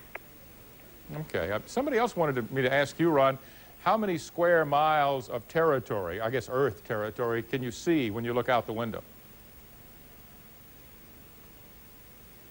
It's probably a better answer for Sergei. The square miles area. At one time, we could see circle about 2,000 kilometers. Yeah. Sergei, another question for you. It's not square miles. I see. All right, that's all right. We can do kilometers to square miles. Another school student asked me to ask you, Sergei, because everybody, Commander Charlie Bolden the other day said you were the ultimate geographer, having spent all this time looking out the windows of Mir at the Earth. Is it important, do you think, for young people who would like to get involved in the space program to become geographers, to study geography in school, and why? And we can verify Sergei is an excellent geographer. But as for studying geography at school, we studied geography and we passed some exams, but when I flew first time, I found that I don't know geography well enough, and it was like studying during flight.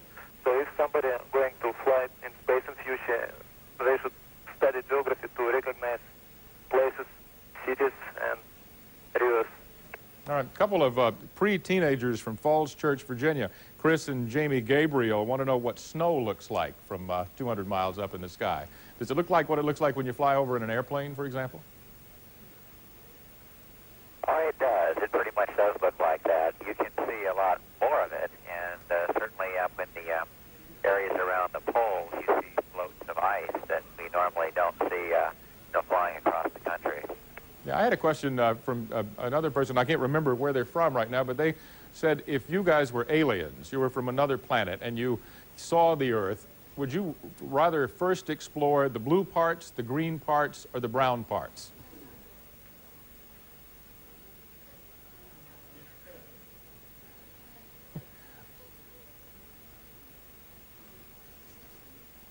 I think we're looking for most populated area, and it's very good visible at night time, and it's good visible in equatorial area and northern area, and all big cities is very bright and very spectacular during night time. All right. Nora Soa of Minneapolis wants to know your opinion on how close the world really is to having a space station, and whether regular people who aren't astronauts and cosmonauts, are going to get to live on that station for a while. What do you think, before the turn of the century?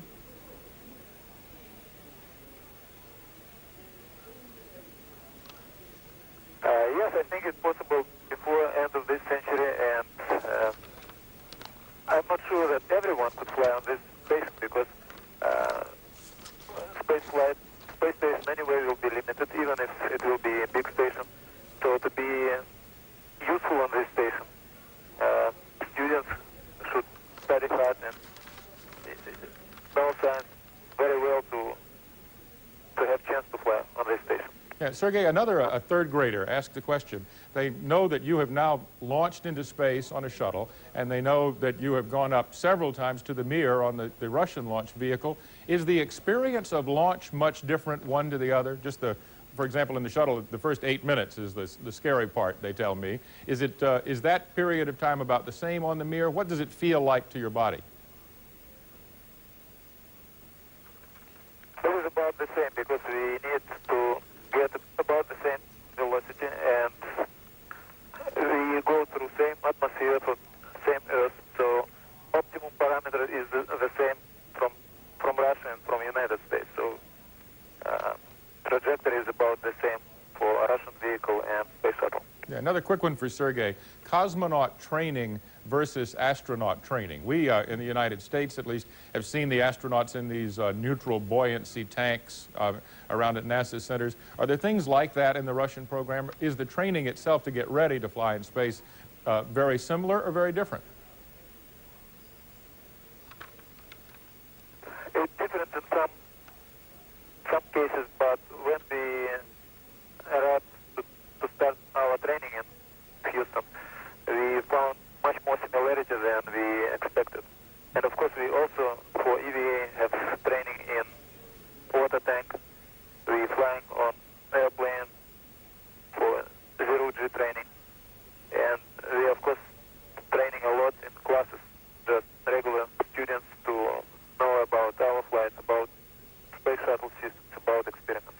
Ron Sega, a couple of questions about the experiments that we have not seen as much of on television as we have of the wake shield. I know the wake shield is your area of most expertise, but there's been a lot going on in the Space Hab. How have those experiments worked in general?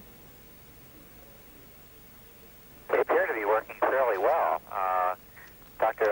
Franklin Chang-Diaz has been watching a a cadmium telluride experiment for on and off for most of this flight, and there's one furnace that you can see visually into it, and he says the crystal is looking very, very good, and the principal investigators on the ground, Dr. Wiedemeyer and folks, also agree. Many of the other samples appear to have run correctly, but we'll have to wait till they return to the Earth to see how good they are. All right, great. Thank you. We've got also a number of questions from viewers around the world. Let me hit you with a couple before we run out of time here. Ron, I think this is for you. A viewer in Denmark asks why there are the failures that there are in the shuttle program. Why are there so many, would you say?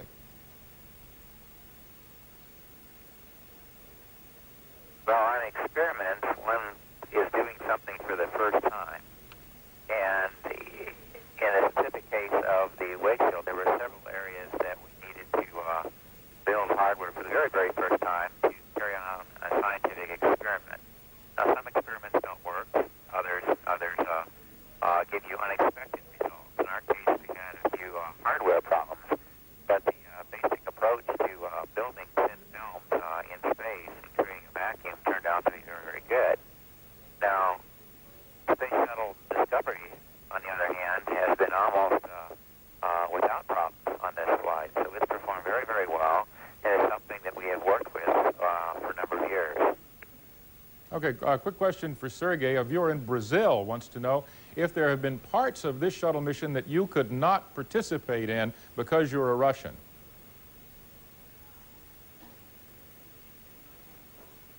I could not participate in some part of mission, possible missions, but not because I'm Russian, but for example, I could not get outside because nobody going outside. I see. So we are working together, live together in same place. We are even. All right, this is a final question because we are absolutely out of time now, but I want to thank you in advance for sharing your time. It's for both of you. Ron, maybe you should go first. John and Laura Rose of Philadelphia want to know if the two of you have a different perspective of life on Earth because you have spent a week together in space.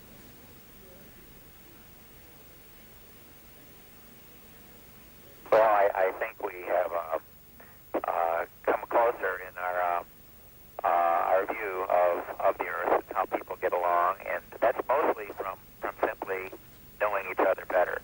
And that's occurred over the last year of training as well as on this flight over the last week. So I would say that that's probably the key. Sergei, last word.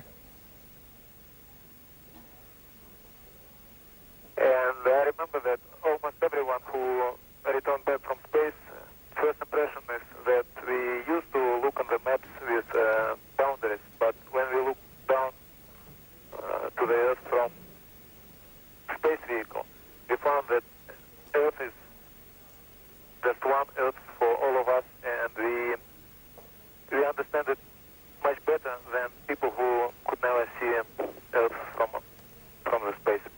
All right, Sergei Krikalev, Ron Sega, thank you both for spending time with us today. I think the world, which has been watching on CNN and CNN International, is well served by your spending some time with us. We know you're coming down about 12:42 Eastern Time tomorrow. If the weather cooperates in Florida, we'll be here as we always are to watch that. And CNN's news continues in just a moment. Stay with us. Ein Team an Bord der Raumfähre Discovery hat heute den deutschen Forschungssatelliten BREMSAT erfolgreich ausgesetzt. Der 63 Kilogramm schwere Mini-Satellit wird von der Bremer Universität kontrolliert. Er soll unter anderem Informationen über die Umweltverschmutzung im All liefern. Zu Forschungszwecken feuerte die Discovery heute aus allen Rohren. Der Abschuss von BREMSAT in eine Erdumlaufbahn verlief reibungslos. Kurz darauf schleuderte das Shuttle 6 Metallkörper ins All. Die Kugeln aus Stahl und Aluminium sollen den Bodenstationen helfen, Weltraummüll zu orten. Nach der Arbeit gab es ein Gruppenbild mit Dame an Bord der Raumfähre. Das Space Shuttle kehrt am Freitag zurück auf die Erde. And the crew on board the Space Shuttle Discovery answers a very important question from a Florida third grader. Stay with us, NewsHour. We'll be right back. And CNN's John Holloman is here with an update now, and also that conversation you had earlier with the guys. I enjoy talking to people who were 200 miles away in space, and it was fun today. We could understand Sergei Krikalev pretty well. His English gets better as the mission goes along. The astronauts are packing up Discovery for tomorrow's return to Earth. One of their final duties was to spend a few minutes with CNN. We got hundreds of questions for Russian cosmonaut Sergei Krikalev and his astronaut partner Ron Sega. Sega says most of the experiments done with the Wake Shield flying factory work pretty well. I asked Krikalev about U.S.-Russian relations, both now and before the end of the Cold War. It's difficult to compare because I don't know how it was here before. It was competition, but competition in different places. We flew space station and American small fly, space shuttle and short duration missions.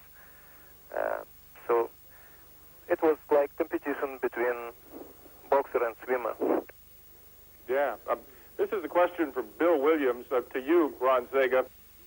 Why don't the astronauts show people on the ground pictures of the stars when they're flying around? You know, we see a lot of pictures of Earth that are beautiful pictures, but we seldom see pictures of the stars. Is it because you can't point the camera out of the cargo bay and find stars, or what? Okay, well, we see views of the stars, and they're absolutely spectacular out of the orbiter windows. But the equipment that we have on board is generally for the optical and higher light range, and so it's mostly an instrumentation type of a problem rather than seeing stars, certainly on the night passes. Yeah, this is another question for you, Ron, from a third grader named Jeffrey Kentra from Tampa, Florida. He wants to know that if the Wake Shield can make these high-quality wafers attached to the robot arm, why would you ever want it to be a free-flying platform? Well, that's a real good question, especially from a third grader. And we don't expect the wafers that we receive here to be an extremely high quality. One reason for that is the water and some of the other outgassing from the surfaces of the shuttle. For example, when we do a water dump, it's very, very visible for us even out the window, and some of that is going to be in and around the wake shield. The shuttle launch was perfect a week ago from down in Florida, but the weather's threatening the landing. Discovery's supposed to come down at the Kennedy Space Center at about this time tomorrow, but high winds and thunderclouds are forecast for parts of Florida. That could delay the landing or force the shuttle to come down at Edwards Air Force Base in California instead. But if the weather cooperates, landing will happen at 12:42 p.m. Eastern Time. Bobby? I have one more question, because it seems so arbitrary. How do they pick the times for landing and launch? They have people who work on this a lot. The landing is in the middle of the day because they figure the ground crew in Florida will be refreshed and ready to handle any difficulties that might arise. Sometimes when they launch in the middle of the night, for example, the Hubble repair mission that we talked about a month ago, they had to land when the Hubble telescope was right over Cape Canaveral. They had to take off when it was there so the shuttle and the Hubble could catch each other, which is why the astronauts had to lose a lot of sleep and get up at 7 o'clock in the evening rather than 6 o'clock in the morning like they would prefer. Okay, great, thanks. This is Mission Control Houston. This live downlink television from the Shuttle Discovery showing the island of Hispaniola, Haiti and the Dominican Republic in view as the shuttle flies south of Florida through the Caribbean on the descending node of its 115th orbit of the Earth. Der vorletzte Tag der Discovery-Mission. Während die Astronauten die Laboratorien deaktivieren und den Shuttle für den Rückflug vorbereiten, fliegt die Discovery ein letztes Mal über die Karibik. An diesem Februartag fordert die Europäische Union, die Belagerung Sarajevos gewaltsam zu beenden, finden im Südlibanon heftige Gefechte statt, tritt aus einem gesunkenen russischen Atom-U-Boot Radioaktivität aus, flüchtet ein Kubaner auf einem Surfbrett nach Florida, plädiert die amerikanische Regierung für Luftangriffe in Bosnien.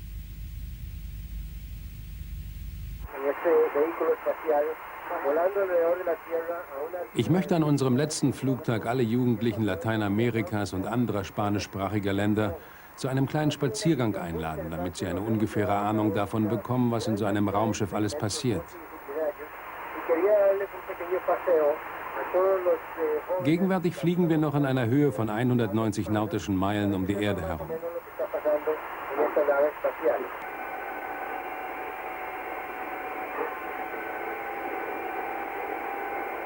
Wir haben eine sehr interessante Mission hinter uns, in der wir sehr viele Experimente aus verschiedenen Wissenschaftsbereichen abschließen konnten.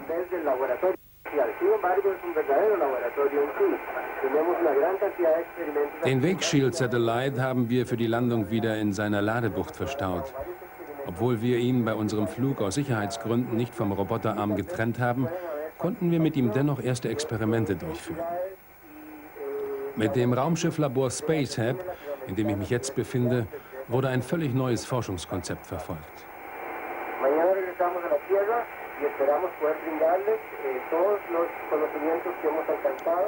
Morgen kehren wir also zur Erde zurück und bringen viele Erkenntnisse mit, die wir hier gewonnen haben.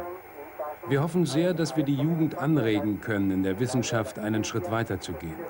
Vielleicht findet sich der eine oder andere von euch eines Tages selbst auf einem ähnlichen Raumschiff wieder. Vielen Dank und bis bald.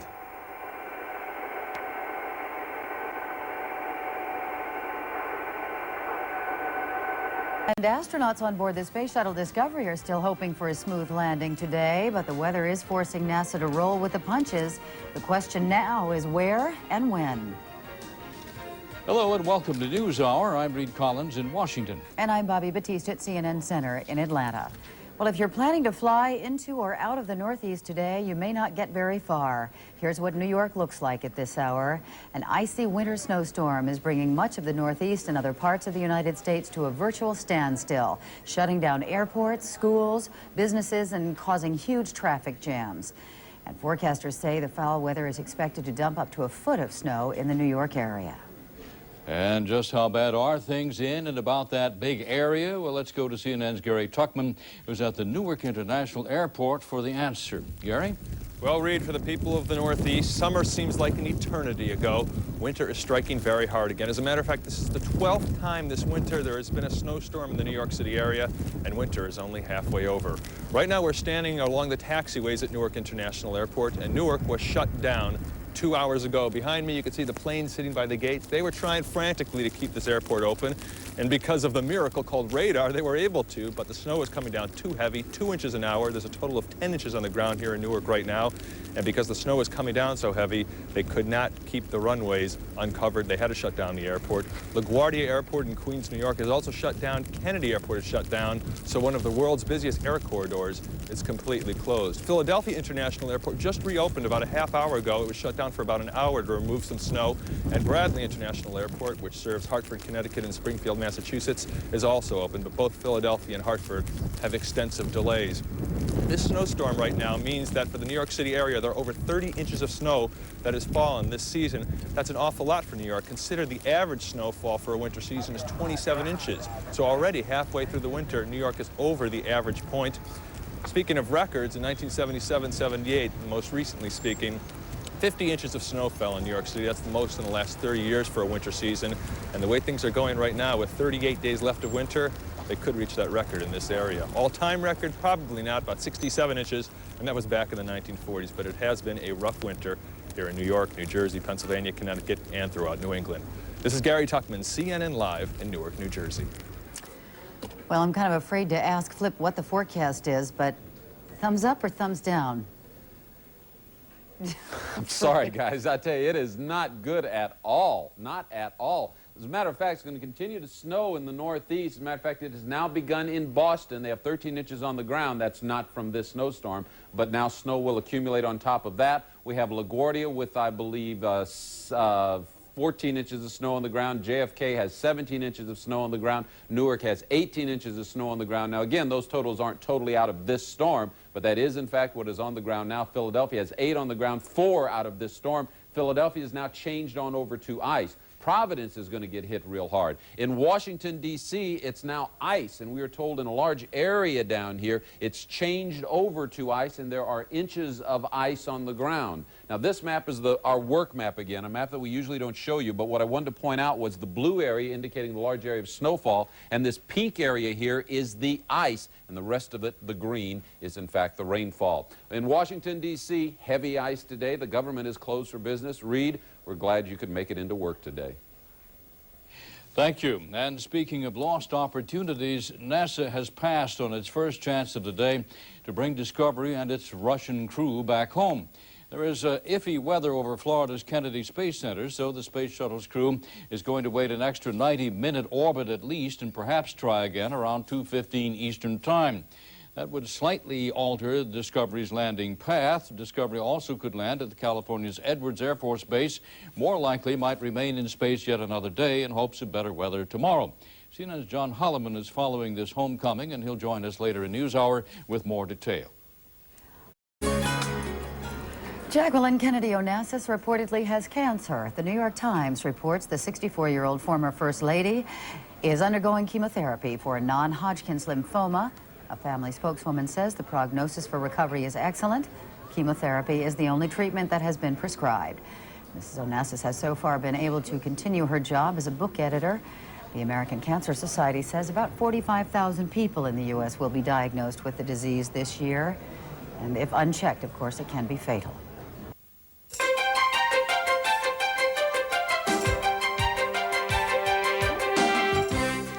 Now checking our top story on NewsHour. A lot of the Northeast is at a virtual standstill at this hour. Some severe winter weather has raked the United States from the Gulf Coast up to New England, causing nightmares for commuters, shutting the airport, schools, and business. Forecasters expect the storm to dump as much as a foot or more of snow in the New York area. This is the 12th storm to hit the New York region in this winter. The weather's been blamed for 26 deaths this past week.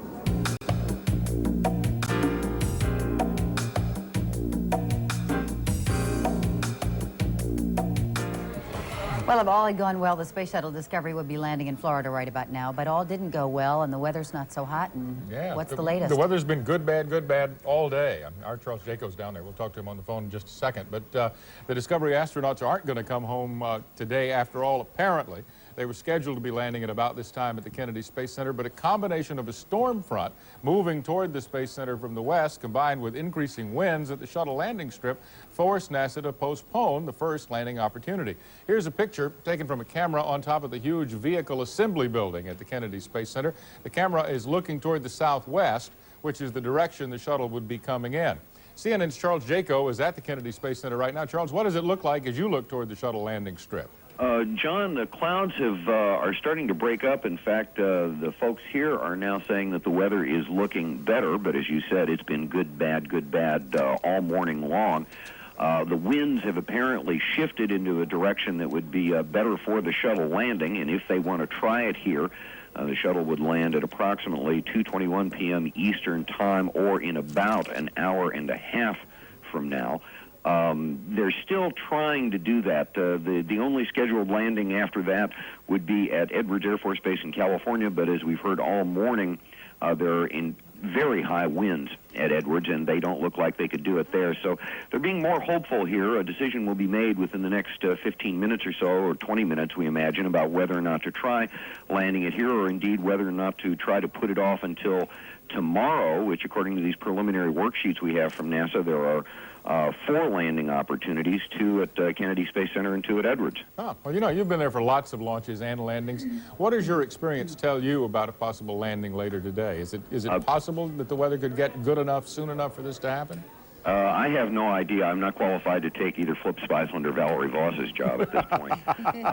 I just know that taking a look around here, the clouds will thicken up and then break up. But what you saw from that tower cam picture was essentially the leading edge of a front, the strongest part of which is over by Tampa Bay right now, and there is about a 40% chance of rain associated with that and some fairly high winds. In fact, a few tornadoes pushing in front of that front.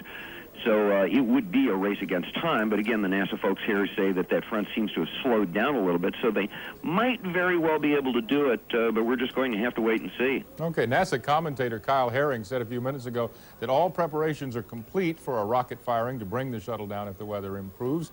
It would occur, as you say, for the 2:19 p.m. Eastern Time landing in Florida, but from what we are hearing, it's just not something that you can count on at this point. This last landing attempt today would be at Edwards Air Force Base in California, but there are high winds there, and those high winds are creating a problem for that landing opportunity as well. So, Bobby, it's sort of still up in the air. The astronauts are in their spacesuits. They've got the cargo bay doors closed. They're ready to come home. And if we don't hear some news that's favorable and encouraging within the next 30 minutes, it'll probably be waved off until tomorrow. Well, as always, better safe than sorry. Exactly. All right, John, thanks.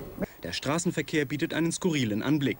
Wie Autoscooter tanzen die Wagen auf dem Eis. Sogar schwere Lastwagen schlittern völlig unkontrolliert über die spiegelglatten Highways. Abhilfe ist nicht in Sicht, weil die Vorräte an Streusalz fast erschöpft sind. Nur die Kinder genießen die Vorteile des Winters. Die meisten Flughäfen an der Ostküste sind wegen vereister Start- und Landebahnen lahmgelegt. Auch die Bundesbehörden der US-Hauptstadt Washington sind größtenteils geschlossen. Schneesturm in New York, Hochwasser in West Virginia. Die Wetterkapriolen in den USA haben in dieser Woche bereits 23 Menschen das Leben gekostet. Viele der Opfer starben bei Verkehrsunfällen auf spiegelglatten Straßen. Einige US-Bundesstaaten haben ihre Mittel für den Räum- und Streudienst bereits überschritten. Mancherorts wird sogar schon das Streusalz knapp. Doch angesichts der jetzigen Temperaturen bereitet es bisweilen sogar schon Schwierigkeiten, das Streugut richtig zu platzieren.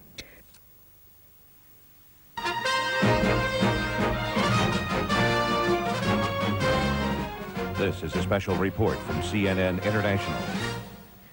Hello, I'm Jonathan Mann. We're breaking away from world business today now for a moment to go live to the Kennedy Space Center in Florida for the landing of the U.S. Space Shuttle Discovery, ending the first joint Russian-U.S. Space Shuttle flight. The shuttle was supposed to land an hour and a half ago after its 8-day mission, but thick, low clouds and high winds at the landing site scuttled those plans. NASA sent the crew on another spin around the world, waited for the weather, waited for it to clear enough to bring them in, and decided that this was the time. The 5 American astronauts and Russian cosmonaut Sergei Krikalev, the first Russian to fly on a U.S. shuttle, made history with the U.S.-Russian partnership on this mission, but the failure to release an experimental satellite dampened any euphoria. Let's listen now as the shuttle makes what looks like its final approach.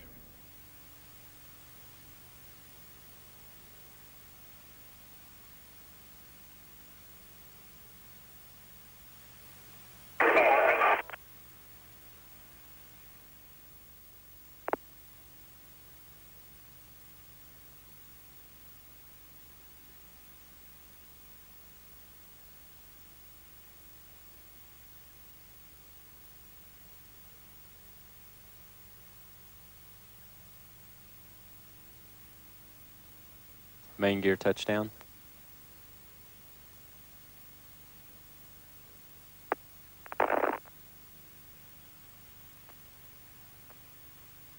Drag chutes deployed.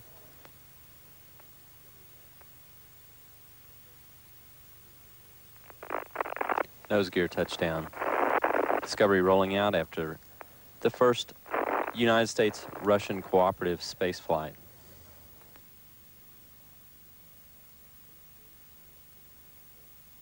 There you have it, the U.S. Space Shuttle Discovery safely back on the ground after an 8-day science mission in space. A first for NASA, its first cooperative venture on the shuttle, bringing a Russian cosmonaut, Sergei Krikalev, aboard with 5 U.S. astronauts. The 8-day mission was a landmark in that respect. It was primarily devoted to scientific experiments.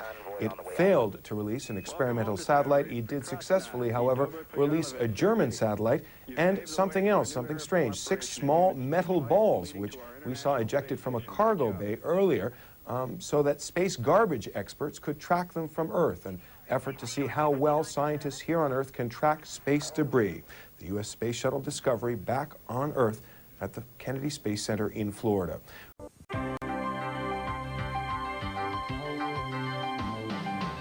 We've been telling you about airports closed today, but there's one landing strip open and about ready to receive the Shuttle Discovery, and CNN's John Holloman is here. He's been covering the mission, and it's about to come on in. It sure is, Natalie. This is a live picture we can show you now from NASA at the Kennedy Space Center in Florida. This is a camera on top of the Vehicle Assembly Building. Look up in the sky now. You'll be able, through the clouds, to see the Shuttle Discovery as it makes its final approach. It's traveling about between 350 and 400 miles an hour right now. It's been slowing down steadily for the past couple of minutes, flying over the Kennedy Space Center in anticipation of its touchdown in less than 60 seconds from right now. It's a fairly hazy day there, and so the shuttle will probably pop into view on your screen in just a couple of minutes. The shuttle's been in space for 8 days, and the crew is experiencing the Earth's gravity for the first time in more than a week. The mission has been only partially successful, as you know. One of the major payloads aboard, the Wake Shield satellite, was not able to perform as NASA had hoped for it to perform. It was supposed to fly away from Discovery and manufacture pure wafers of gallium arsenide. Isn't that a pretty spaceship? We'll listen to the last few seconds of Discovery's flight as it comes on in for a landing anticipated in the next 15 or 20 seconds.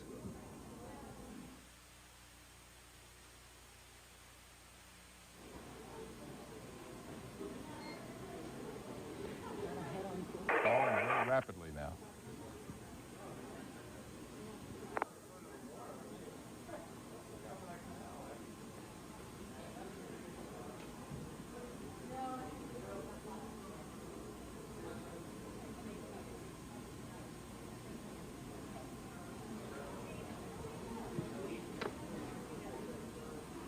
Main gear touchdown.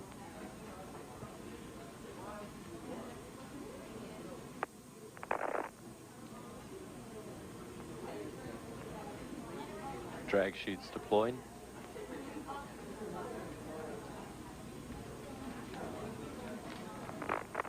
Nose gear touchdown. All right, Rolling you out can see it there live on your screen, the Shuttle Discovery, now with the drag chute slowing its speed to a halt. CNN's Charles Jaco is out there at the landing strip. Charles, what does it sound like out there as the shuttle touches down? Well, John, it's amazingly silent except for the helicopters you might be able to hear overhead and the chase planes. There are those famous twin sonic booms that occur about 2 to 3 minutes before touchdown. This time, they were relatively silent because normally what happens is the shuttle will pass directly over the landing strip and make essentially a 180-degree turn, so the sonic booms shake the windows here. This time, it followed a landing pattern that a shuttle has never followed before. It came in a good deal to the north of here, so the booms were rather muted, but otherwise there's almost this eerie complete silence as this great white space plane, approximately the size of a DC-9 jetliner, touches down and then glides down the end of the runway. The only sound really were people kind of gasping their breath and then breaking out in applause. It's an awesome sight. You know, the word awesome is overused, I think. I was out at the landing strip last week, as you are there today, and it's just awesome to think of what happens there when this spaceship comes in. Well, indeed, right now they're moving a lot of the equipment out to safe the vehicle. Emergency equipment, of course, have been standing by here. One thing a lot of people might not be able to tell from the picture on their TV screens is the shuttle looks so pristine and gleaming white when it comes in, but when you see it up close, it actually looks a little dinged up and a little dirty, which I imagine all of us would be after 8 days in space and a launch and a landing, but there are dark streaks across it and you know, smudges and a heat burn from the re-entry and all sorts of things. But to the people here, it's still a glorious sight, especially since the talk here today has not been so much of this mission, but of the fact that it looks like out of the 2,400-member workforce here, 3, 4, maybe 500 people could be laid off in the latest round of federal government budget cuts. So this certainly heartens the people here, especially those of them who may be losing their jobs. Exactly, Charles. Well, listen, thank you for bringing us up to speed with the atmosphere there at the end of the landing strip. It's quite a sight. The shuttle will be there at the end of the runway for some time. There's a process that engineers on the ground go through to make sure there are no poison gases still left in any of the compartments aboard, and it'll be a while before the crew comes out. We'll be watching back at my desk in the back, and when we see the crew people come out, I'll show you some pictures of that. Okay, nice to have them home. Thanks, Yeah. John. And we'll continue in just a moment. 41 seconds for a central time of 1:19:41 p.m. Die amerikanische Raumfähre Discovery ist vor wenigen Minuten gelandet. Das glückliche Ende des ersten amerikanisch-russischen Shuttle-Fluges also. Nach 8 Tagen im All setzte sie im Kennedy-Weltraumzentrum in Florida auf. Wegen des schlechten Wetters war die Landung zuvor verschoben worden. Bei dem 60. Flug der Raumfähre flog neben 5 Amerikanern erstmals ein russischer Kosmonaut mit. Gestartet war die Discovery am 3. Februar. Die Besatzung absolvierte erfolgreich zahlreiche Experimente, doch die Aussetzung des Forschungssatelliten Wake Shield scheiterte an technischen Problemen. Die Wissenschaftler hatten sich von dem 23 Millionen Mark teuren Gerät Erkenntnisse für die Produktion neuartiger Computerchips versprochen. Der 60. Shuttle-Flug war zugleich der Anfang eines amerikanischen-russischen Gemeinschaftsprojektes. Es sieht den Bau einer gemeinsamen Weltraumstation ab 1997 vor. Drag sheets deployed.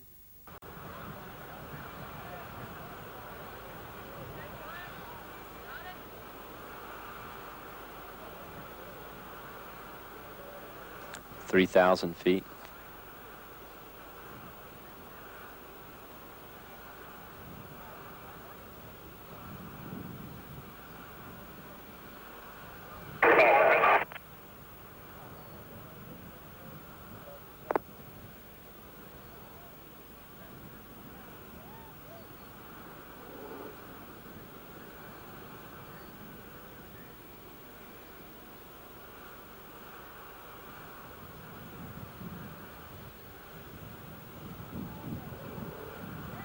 Main gear touchdown.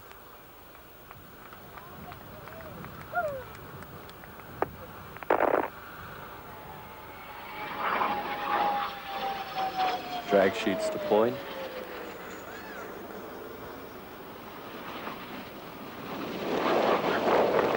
Nose gear touchdown. Discovery rolling out after the first United States-Russian cooperative space flight.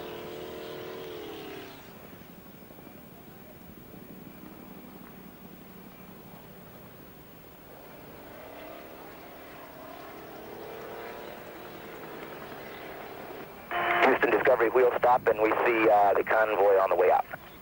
Welcome home, Discovery. Prekrasna I dobry požalovec, Sergei. You've paved the way for a new era of cooperation in human spaceflight, leading to our International Space Station. Great job.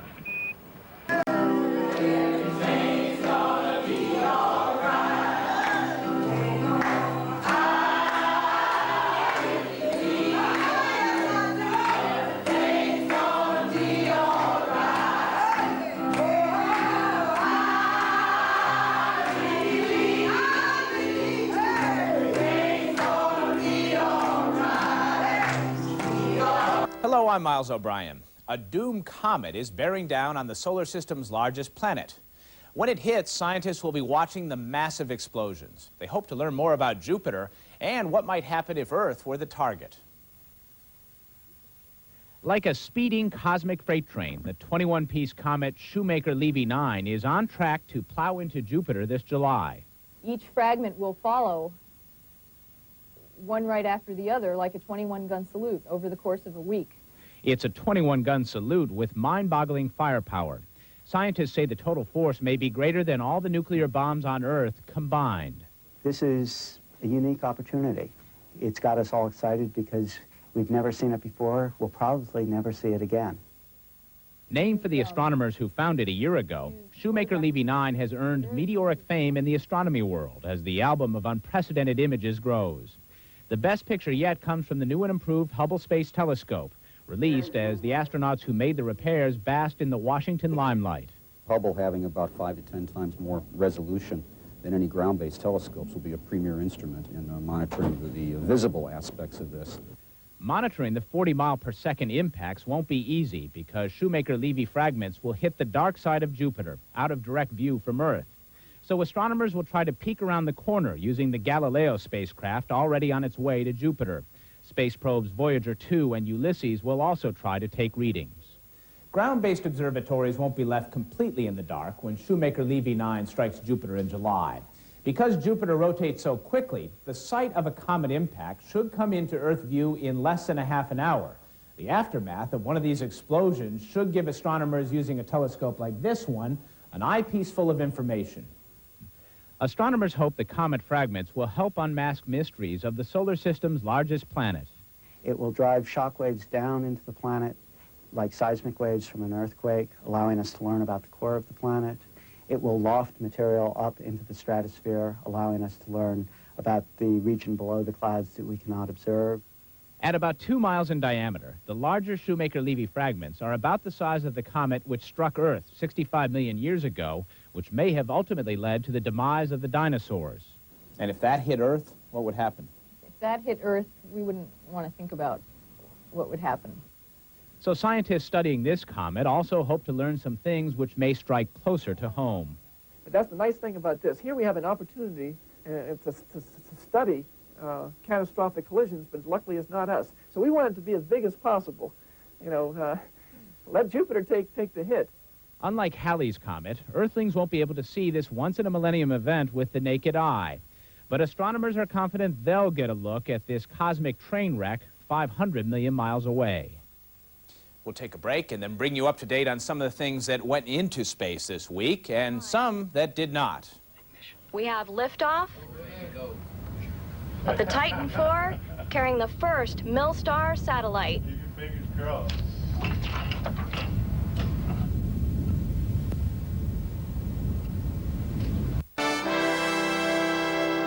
There's a lot more man-made stuff in space than there was this time last week. 3, 2, 1. On Monday, a Titan rocket carried an Air Force satellite called Milstar into orbit. Milstar is designed to provide the military with extra secure communications. Critics say since the Cold War is over, the $1.3 billion mission is really not necessary. Tuesday, it was China's turn. A Long March rocket blasted off with 2 satellites, one for space research and the other a dummy, apparently a test run for a future communication satellite called the East is Red 3. Wednesday, the astronauts on the Shuttle Discovery added to the clutter. They sent 6 metal balls floating out into space as part of a project to improve NASA's ability to track space junk. Then they launched a German research satellite designed to study tiny meteorites and cosmic dust. Also on Wednesday, McDonnell Douglas tried to join the crowd by launching a TV satellite. 1, 0. We have an abort. We have an abort. An abort indeed. The problem came when the main engine of the Delta rocket didn't fire. The company will set a new launch date once they figure out what went wrong. While it didn't in this case, rockets like that normally go several times the speed of sound. How can you test something that fast on the ground? CNN's Al Hinman went to New Mexico to meet the people with the answer to that question. This is the fastest moving object ever on land. An Air Force rocket sled speeding at Mach 8, 6,121 miles an hour. The record still stands 12 years later.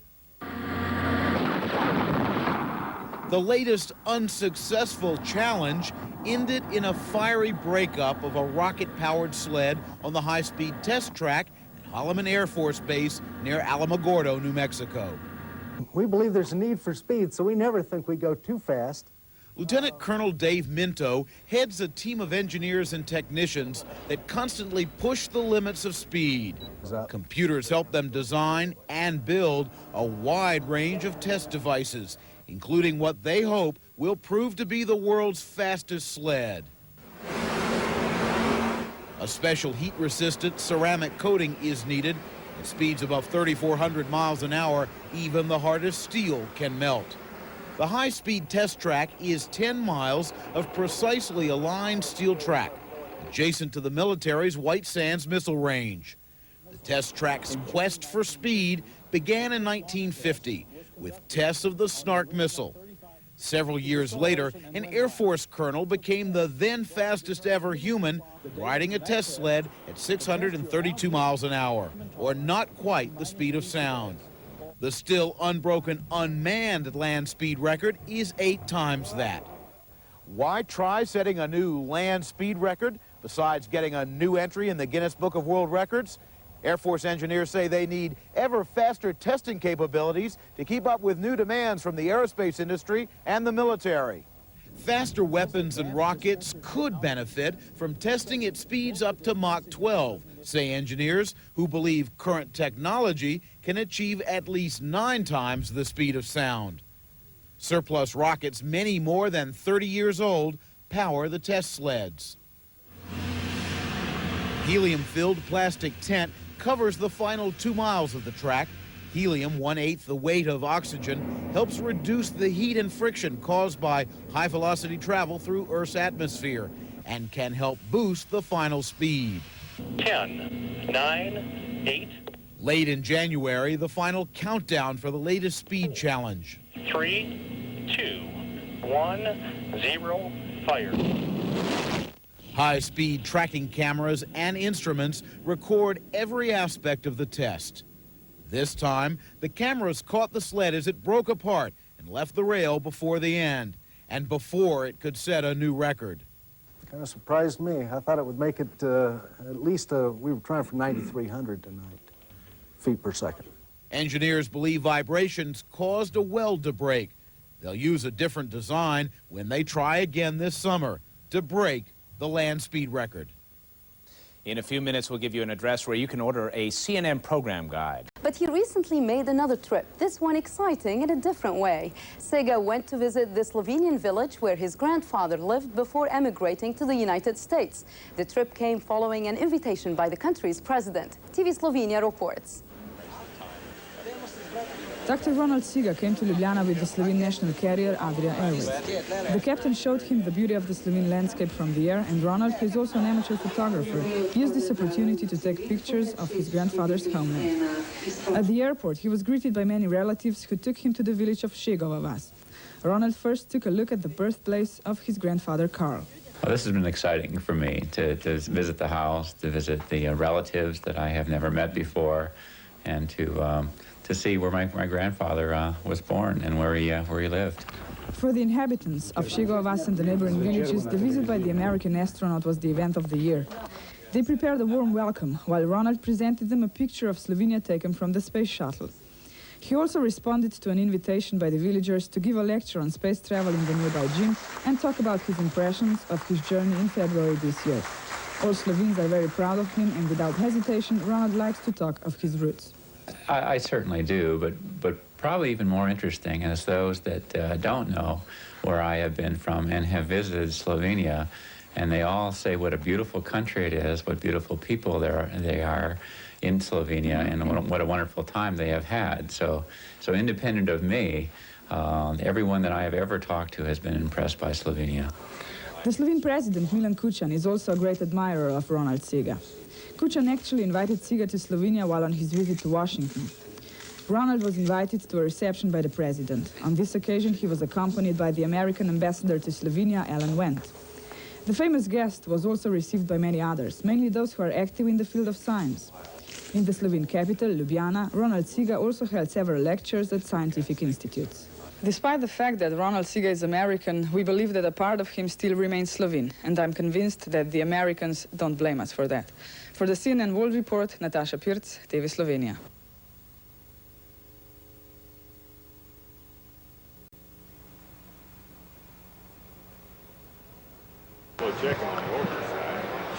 This is shuttle launch control at T-minus 3 hours and holding. The flight director in Houston has completed the weather briefing with the astronauts here at KSC. Crew, ICE team is doing their job, taking temperature measurements and using binoculars to observe specific areas on the STS-60 vehicle.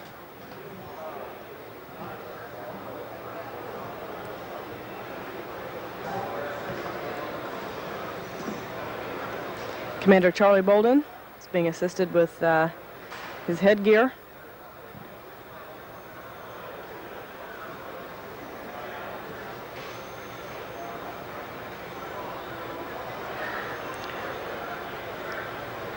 Charlie's made 4 flights aboard the space shuttle. Today will be his 5th. Pilot Ken Reitler flying for the 2nd time.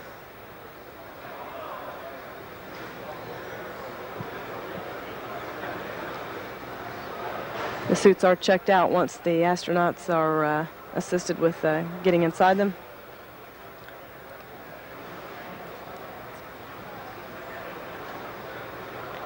Mission Specialist Jan Davis, she's flying for the 2nd time today, will be using the robot arm during the mission to deploy the wake shield facility. And mission specialist 4, Russian cosmonaut Sergei Krikalev.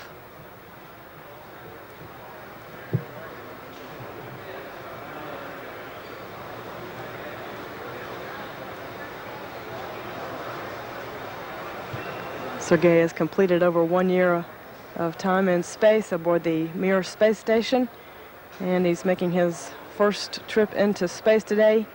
He's the first Russian cosmonaut to fly aboard the United States Space Shuttle.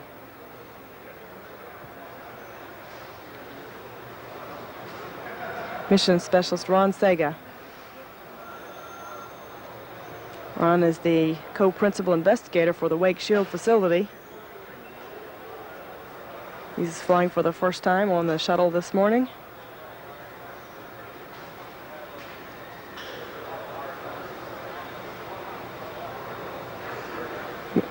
And we have Franklin Chang Diaz making one last phone call before his flight.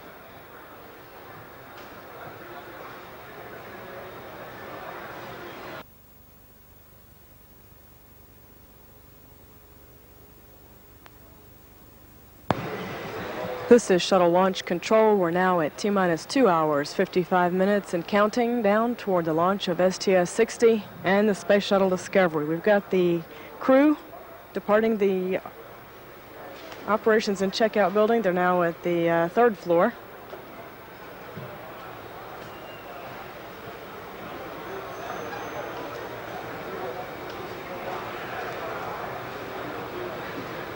Crew will be riding down to the first floor where the astronaut van is waiting to transport them out to launch pad 39A.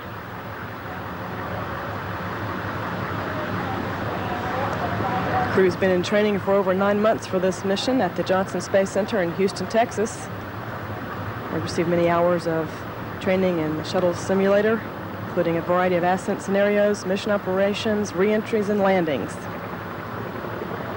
These hours and hours of practice are designed to hone the skills of the flight crew in preparation for the flight. Here we have the flight crew, Commander Charlie Bolden, Ken Reitler, and crew.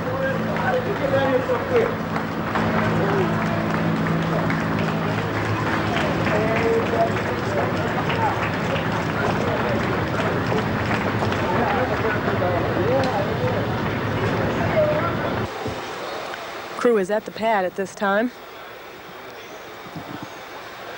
and all is reported ready for their entry at the White Room. The crew entry into the vehicle is at the 195-foot level out at the launch pad, and we have a shot of the elevator and the crew at the 195-foot level.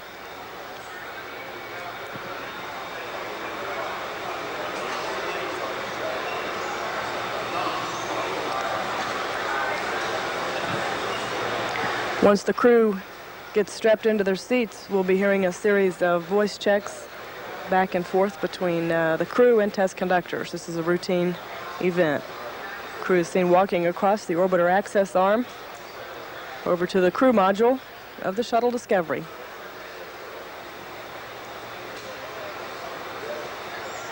Charlie Bolden will be the first one to get into the shuttle this morning. Pilot Ken Reitler will be the next.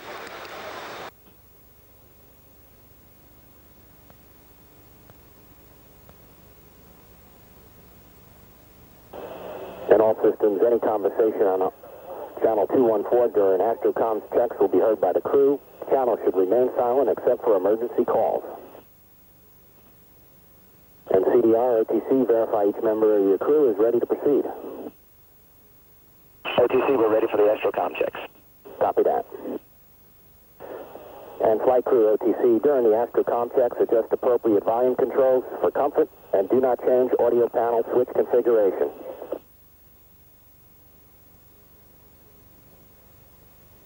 Entity SRO 212. Go ahead, SRO. Yes, sir. Can I have a 959 at this time?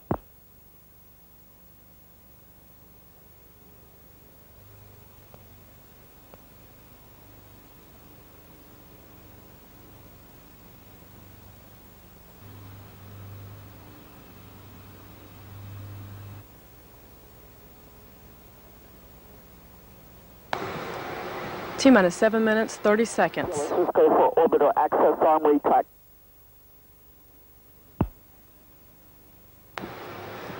The orbiter crew access arm is being retracted away from the vehicle and into the launch configuration. This arm can be re-extended in just a few seconds if necessary.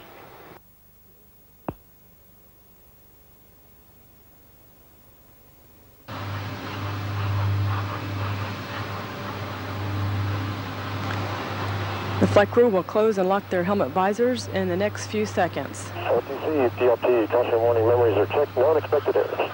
Copy that.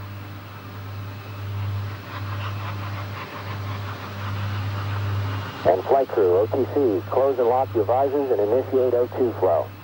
And on behalf of the whole team, I wish you a safe flight. That's in work, Ray. Thanks very much for everything. let's go for ET LH2 pressurization.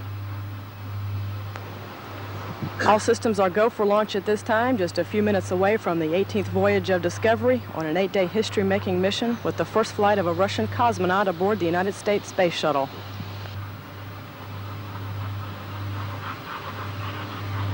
Let's go for auto sequence start. 25. Just a few seconds, thousands of gallons of water will be dumped on the launch pad to help suppress the sound. 15. T-minus 12, 11, 10, 9. Houston is now controlling. The roll maneuver is underway aboard the orbiter. Discovery is now in a heads-down position on course for a 57-degree, 190 nautical mile orbit.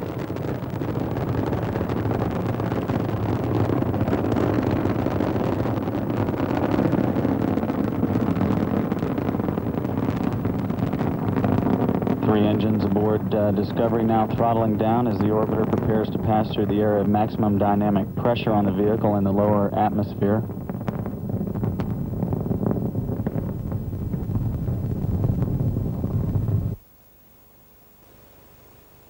SRB separation is confirmed.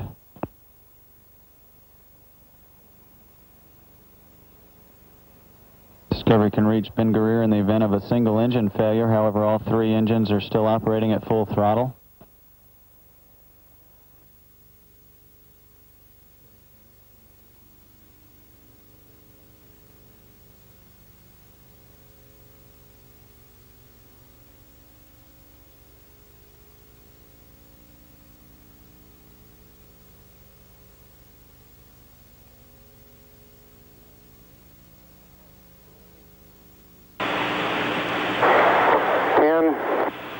Let's go for main engine start.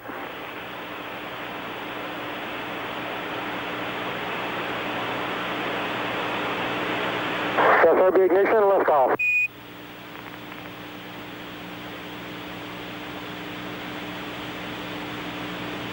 Houston, Discovery on the roll. Roger, roll, Discovery.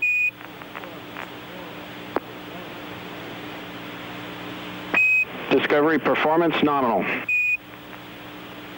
Copy, Houston, nominal performance. Discovery Houston, 4 foot per second underspeed, no ohms, 1 required. Looking great. Okay, we concur.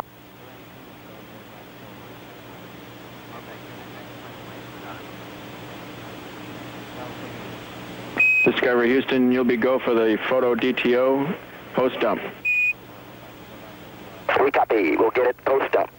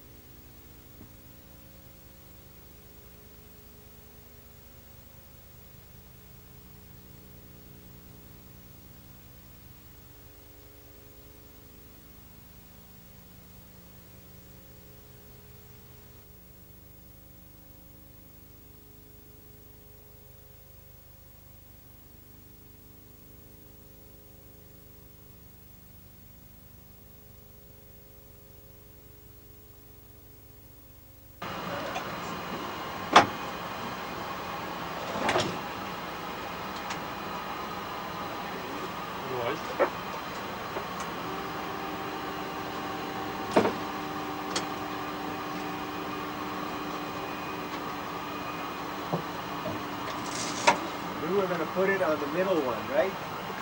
Ron, for DSO 201. On the lower one, The lower one? Yeah. This one right here. Yeah. That's where it needs to go. If you guys Okay, we are more than ready to go for you. Which would you prefer? Okay, we got it back. What's next? Okay, we gotta stick this. Did you do the still payload recording. also? Okay, Franklin, this goes on that. Okay, Susan, we're going to give you camera shot. I can tell you already that this is not going to be possible. Yeah, okay, so let's unlock this thing and open this guy. Whoa. More jump. Be careful. Okay, and this is going to swing out towards Down. me. And down. Are you filming all that? I guess so.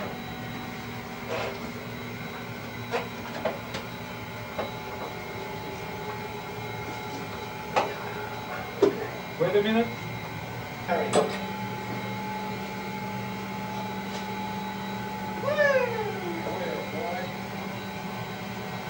Nice. And double toe one more time. Okay, and as we're drifting in, this is what you see. Lots of what looks like a lot of clutter, but it all kind of works very well. It's a very nice facility. We have lots of experiments here. We've been also operating some of the medical DSOs. The centrifuge, for example, has been living here since we started, and we really operate it in a free-flying mode. So it really, all you got to do is turn it on, and it kind of stays all by itself without too much attention.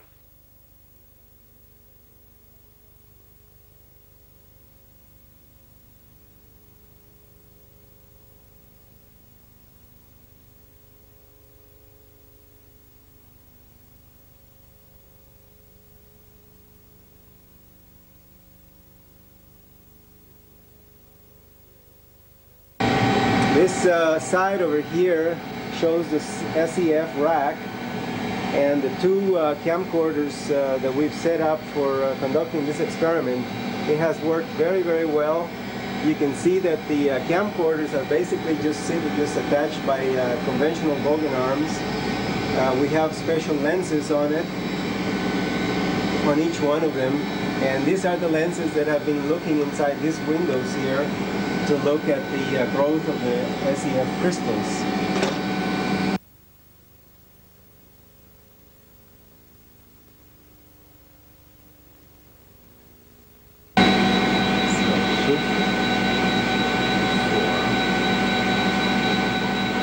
Operator node. Enter name uncommon. Starting transparent furnace run. Return to recording.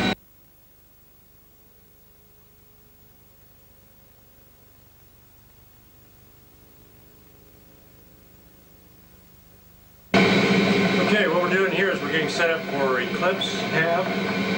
We're doing the activation, getting the camcorder set up here to document what we're going to do in a little while tonight with the activation of the experiment.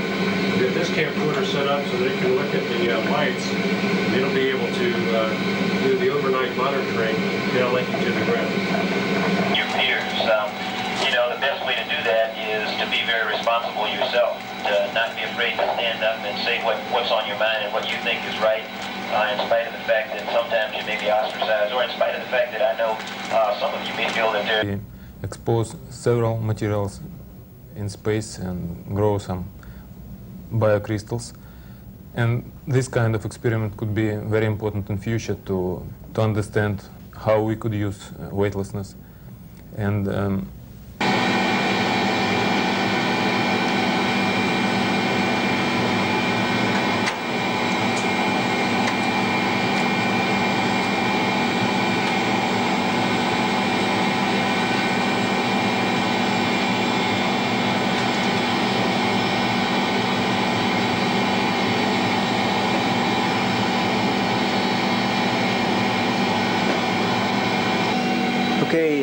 MET of 2 days, 6 hours, 29 minutes, and I've been asked to execute the ASC-3 activation steps 2 through 6 that was planned for 8 hours in the flight plan. We're going to do it early because of the wake shield rebirth and start the experiment early. See some of the views of the pad.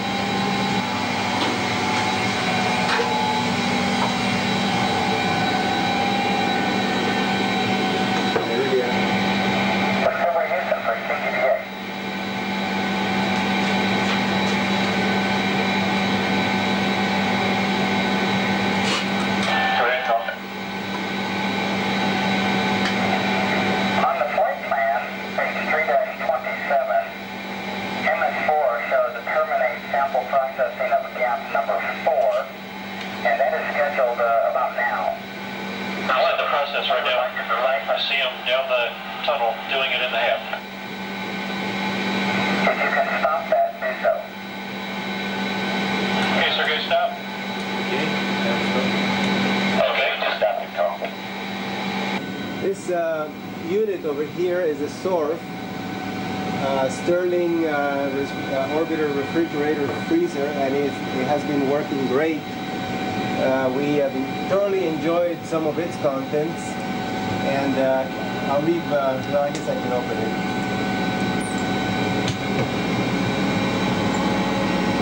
There are some, it is working as a refrigerator right now, and it's very nice and cool. And we've got some drink containers with water. They're very, very nice and cool.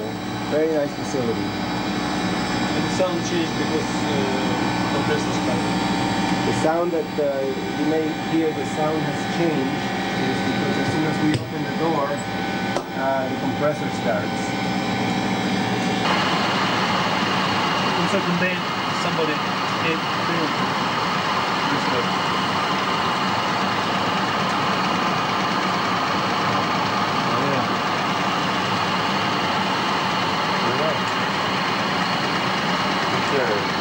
How's it doing?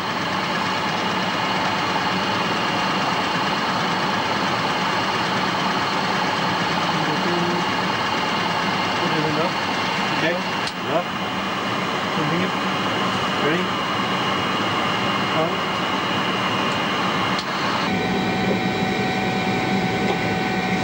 Now let's see what we can do here slightly.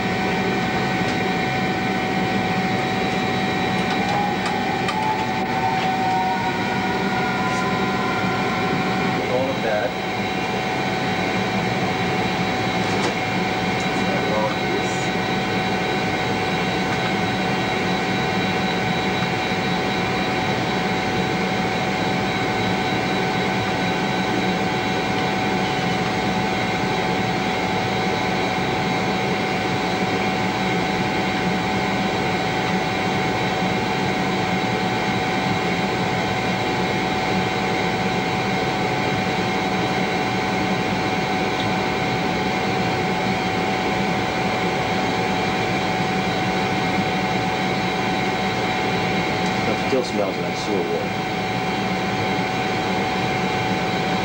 Why? What? It smells like sewer water.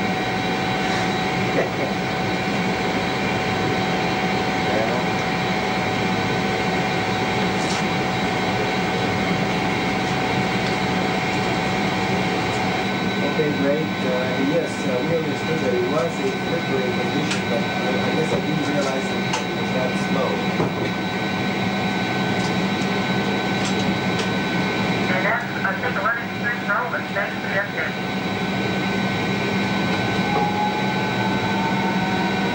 Which is the 2 decks for this?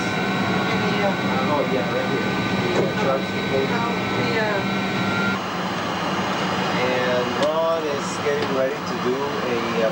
computer to try to enable the monitoring of the PSB experiment, which is not working. Per message 10 Bravo in the morning mail today. And we're going to try to downlink this to the ground if it's possible as soon as they come out of the ZOE. We had set it up earlier. That's a way to test out the configuration. We're going to try to configure.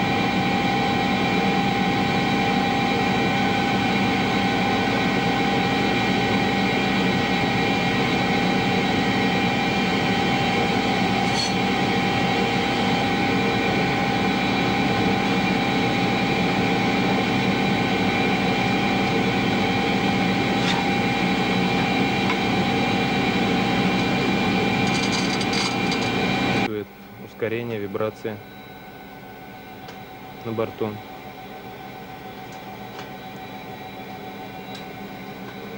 Здесь в основном установлено научное оборудование. Здесь очень мало систем служебного борта. Я попробую показать вам меддек. Мы проходим через среднюю камеру, которая... это шлюзовая камера, в которой идет подготовка скафандров.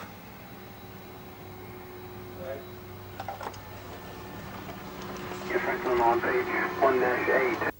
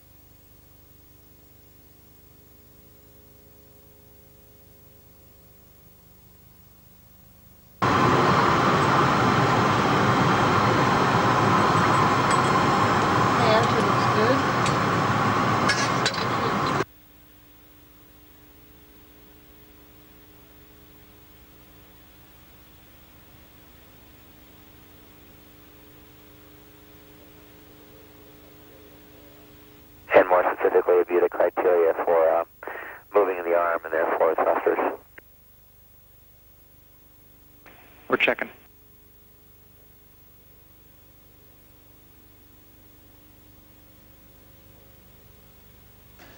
This is Mission Control Houston. Astronaut Jan Davis moving the shuttle's robot arm in for a grapple on the top of the wake shield facility for the second time in 2 days. Discovery Houston for wake shield. Go ahead, Carl. Looks good to us so far. You have a go for unberth. Hey, copy, go for unberth. I just wanted to clarify in the post-unberth config out of our payload ops, we will be only doing the first 3 steps and then back up the ground. Is that correct? That is correct. more inches. Looks good. X and Y and Z. All look good. Attitude looks good. Looks like you're a little bit toward me. You need to go toward you. Okay. Yeah, That's what I mean. you need to go some port. So this is where we have to... Yeah, about an inch port. Okay, that looks good. Right where you are in Y is great by the curb feeler. Can you see yours, Ron? It's a little screen. Okay, okay.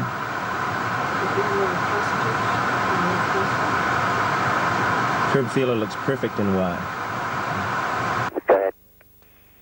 Okay, clock is beginning as commanding. Post on berth config, steps 4 through 6. Okay, we copy.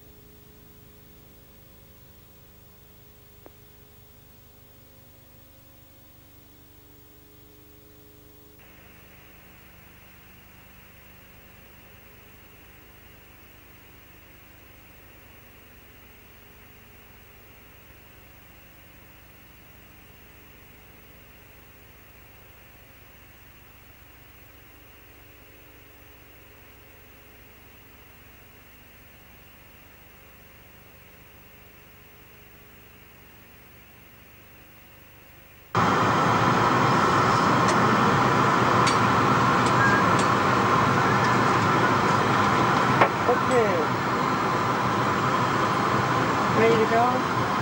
Okay.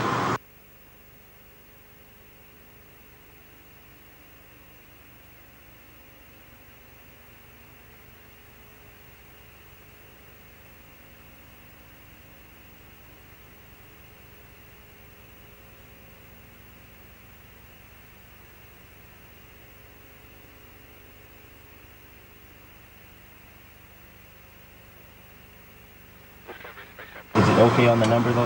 Yeah. It's 1 inch off, but I Okay. think That's what we landed with. Yeah, that's Okay. good. Okay. Looks good. 4 more inches, I'm showing. Looks See? beautiful. The curb feeler is going to touch in about 2 inches.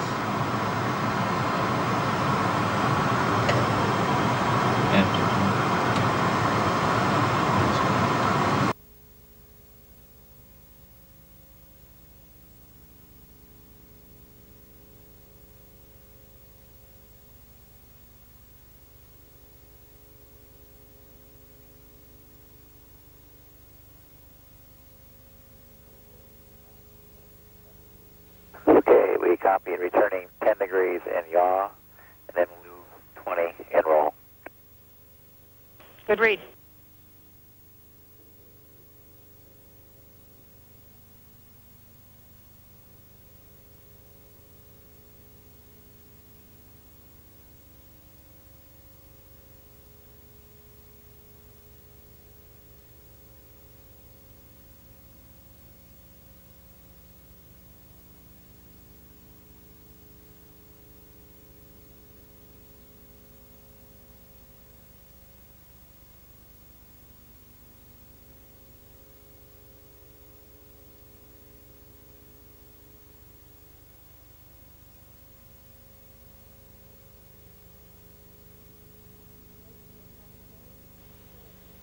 Wake Shield flight controllers are still assessing their data. There is the possibility. Discovery for Wake Shield. Go ahead for Wake Shield. Okay, Susan, we think we can line up that sensor a little bit better if we roll it maybe 10 degrees or more so. If you let us track that visually till we get a good angle. We like that idea. You've got to go. Okay.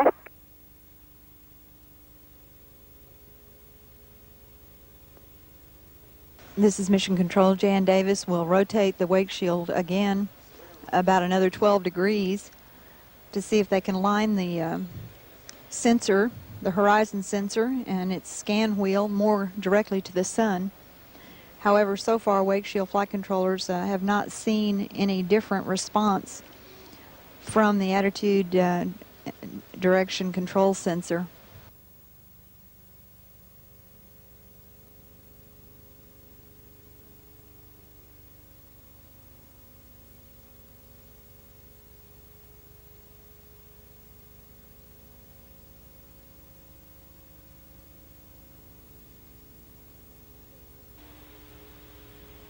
Hey, Susan, we think that's a good position. Okay, we concur. Okay. Ready to go? Okay. Okay. Ready. Ready. 3, 2, 1. Mark. Double.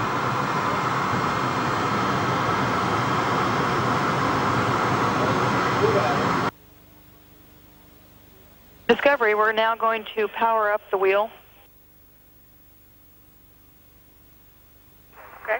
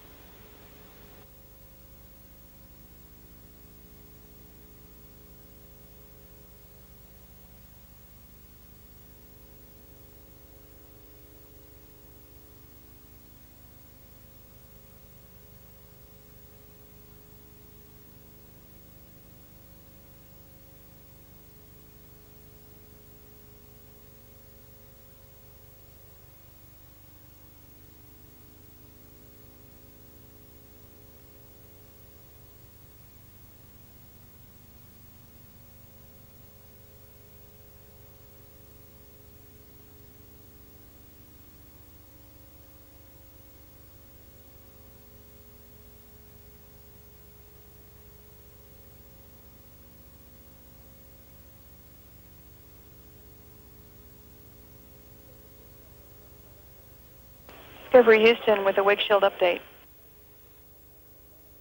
Just so that you know, the decision has just been made that we will not attempt any deploy at all tonight, and we're working up our plan for overnight ops for wake shield. You can expect a call to go to the MBE checkout position. Okay, we understand. And are you still getting good downlink video? Charlie, it's beyond good. It's awesome.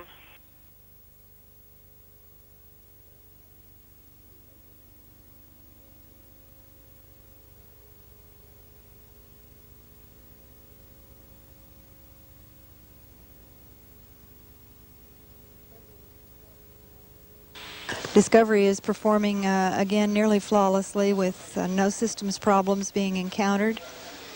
Space Hab module itself has performed very well ever since the beginning of the mission. No problems there. The airflow both in Space Hab and in the orbiter are very adequate.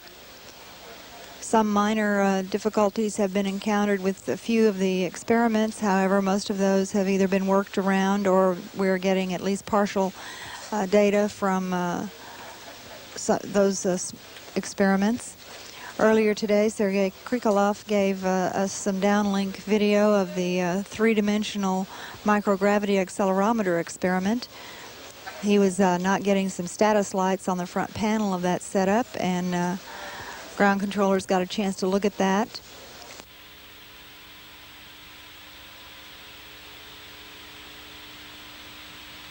Columbia is flying right now in a nose-down attitude with the arm extended over the left side of the payload bay, holding the wake shield facility out.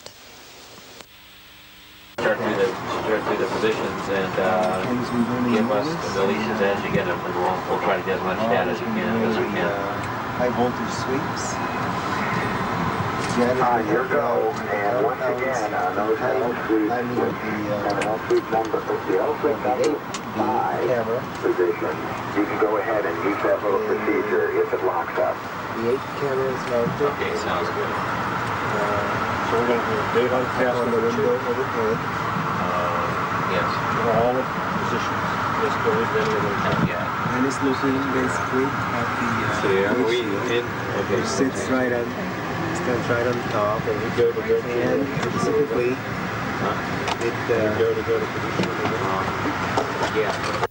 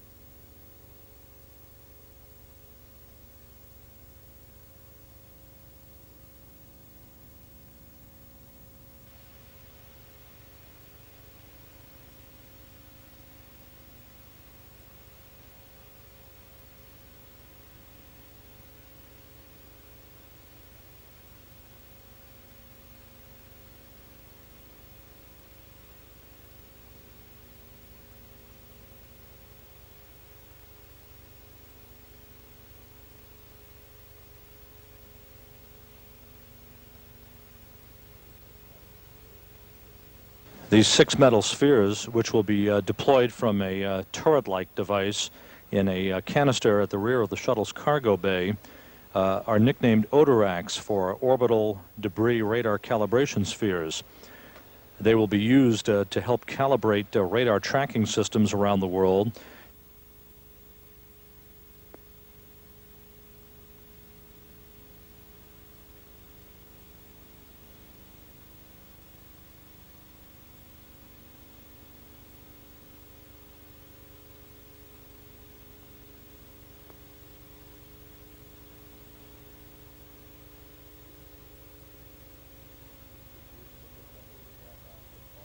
Houston Discovery, we have 6 balls away. Copy.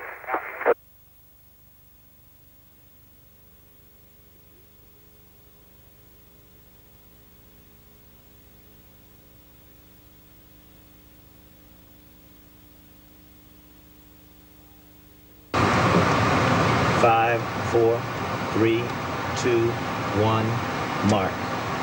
Rim sets away. Rim sets away.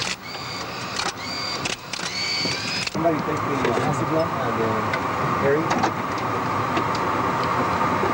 And I'll see if we can find it. There it is. 3 feet per second. 3 feet per second? Yeah, 451 range. Range 451, separate 3 feet per second. Minus G to say up.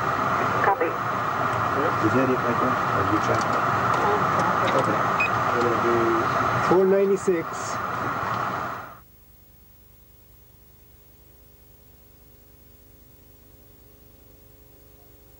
So that we can read you in case you you see the read this book. That's true. I need the instruction book. That's what I need. Okay, I understand you want us to go to Simplex. Let's see here. That's permanent.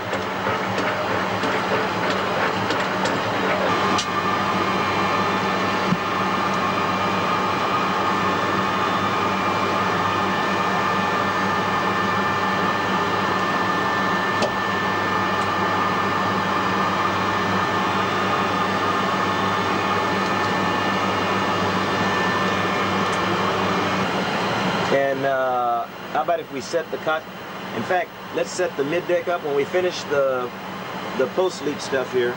Let's go ahead and clean up as much as we can, and we'll try to set the mid-deck up like we had it yesterday. And at lunchtime, we can sing and talk. How's that? Before we get real tired. Good idea. Like yesterday. Because Mr. CP, oh, I think I put Mr. CPA back.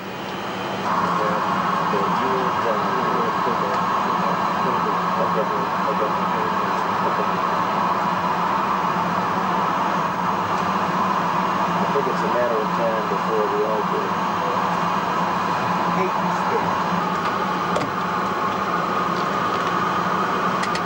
It's very hard to do.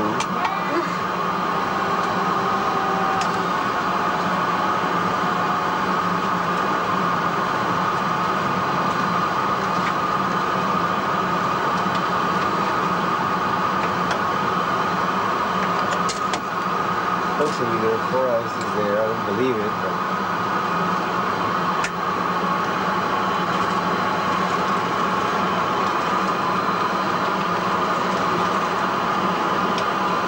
He definitely supports the Costa Rican system. Did you try? What's that? So it's fly Oh, away. Hawaii is already over now? See Hawaii at night? Oh, they stay? I haven't seen Hawaii.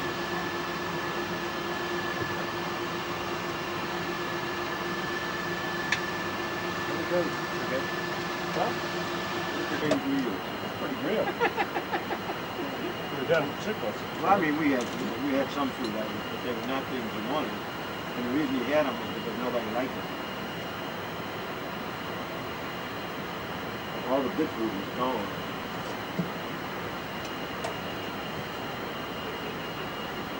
Oh, would you make the drinks?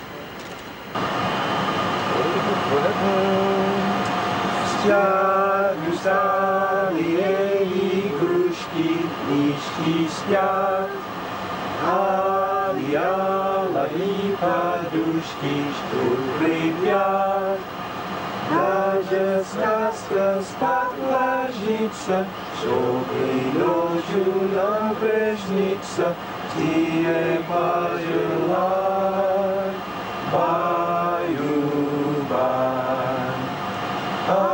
Обязательно подумай этот час, тихо-тихо ходят громы после нас.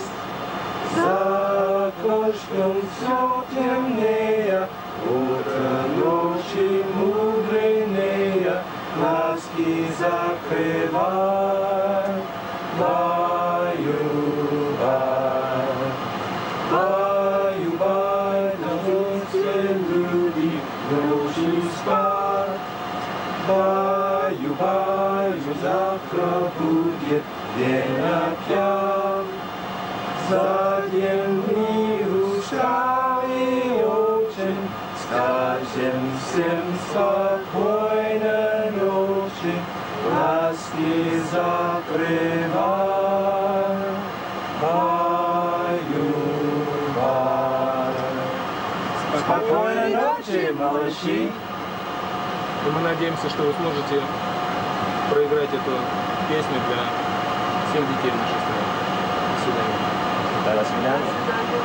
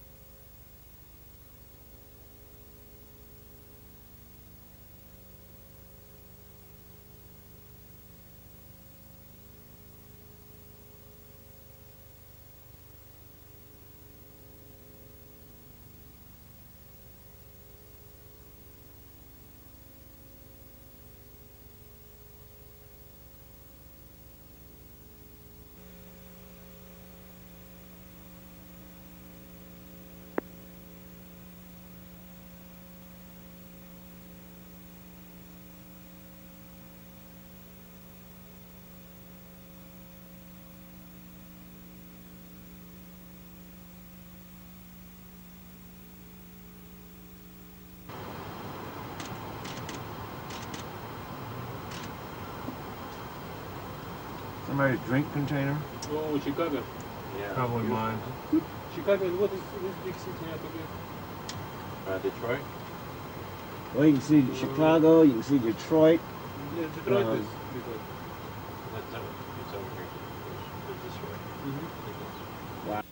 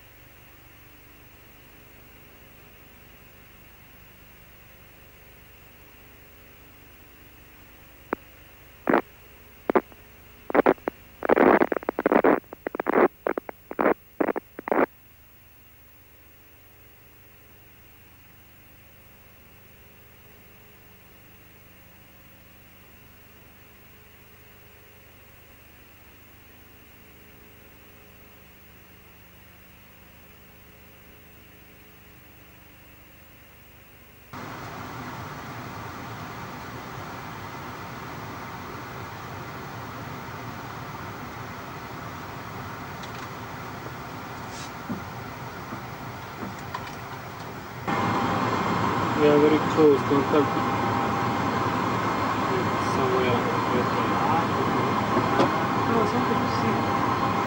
I can see here. It's hard to tell any of you saw the North Pole. Saw where Santa Claus was. Santa Claus.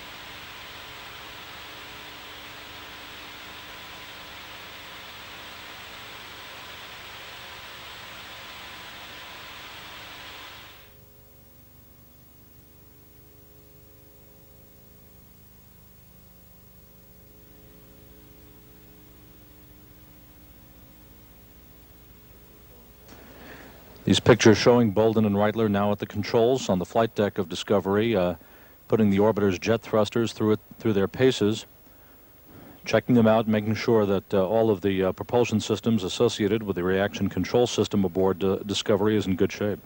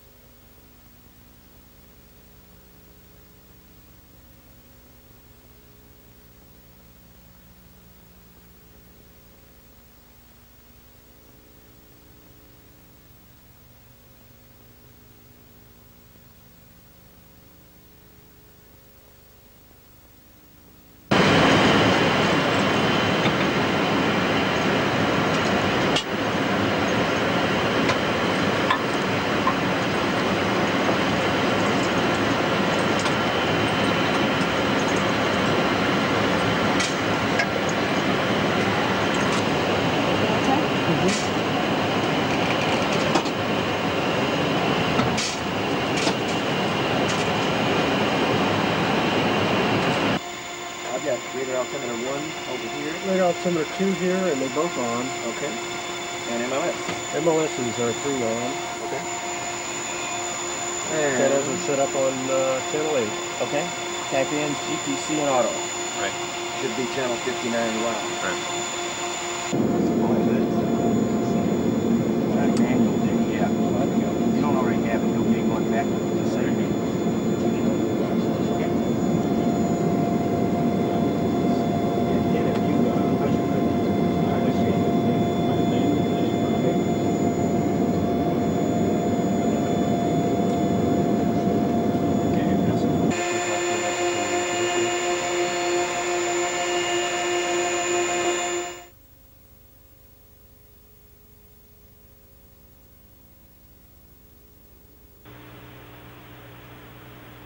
Discovery Houston, on energy approaching the hack. The only change we got is a little bit of smoke in the area. Should not impact your viz. Your go for a nominal drag shoot deploy. Okay, we copy Charlie. Nominal drag shoot deploy. And Discovery's beginning its turn around the heading alignment circle. Wings angled now about 42 degrees to the left. Altitude 50,000 feet.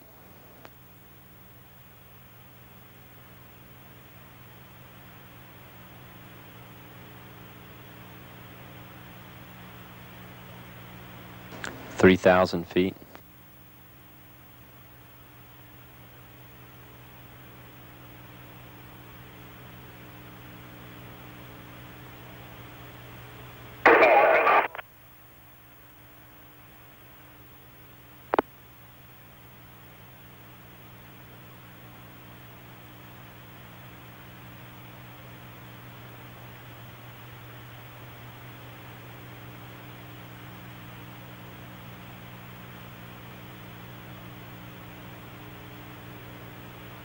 Main gear touchdown.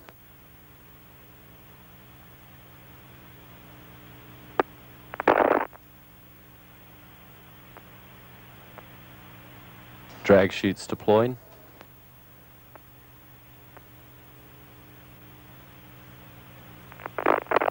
Nose gear touchdown. Discovery rolling out after the first United States-Russian cooperative space flight.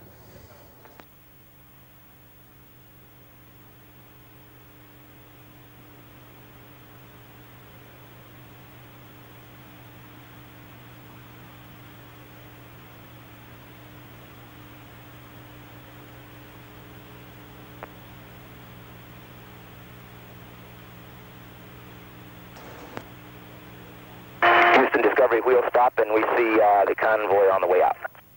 Welcome home, Discovery. Prekrasna I Dobry Pожаловать, Sergei. You've paved the way for a new era of cooperation in human spaceflight, leading to our International Space Station. Great job.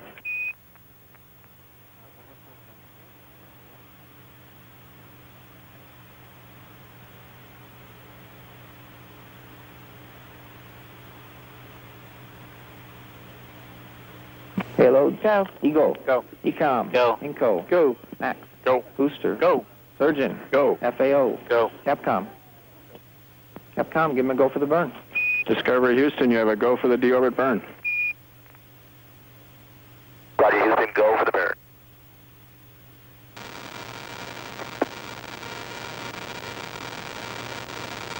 On glide slope, right of the center line and converging. Okay. Let me know when we're on and on.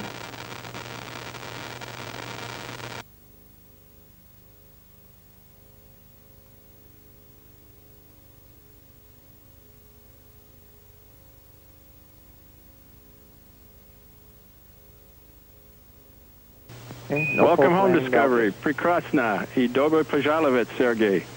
You've paved the way for a new era of cooperation in human spaceflight, leading to our International Space Station. Great job.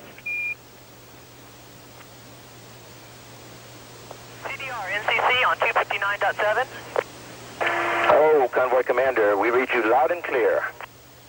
Got you loud and clear also, Charlie. Welcoming committee's on its way. All right, good to hear your voice.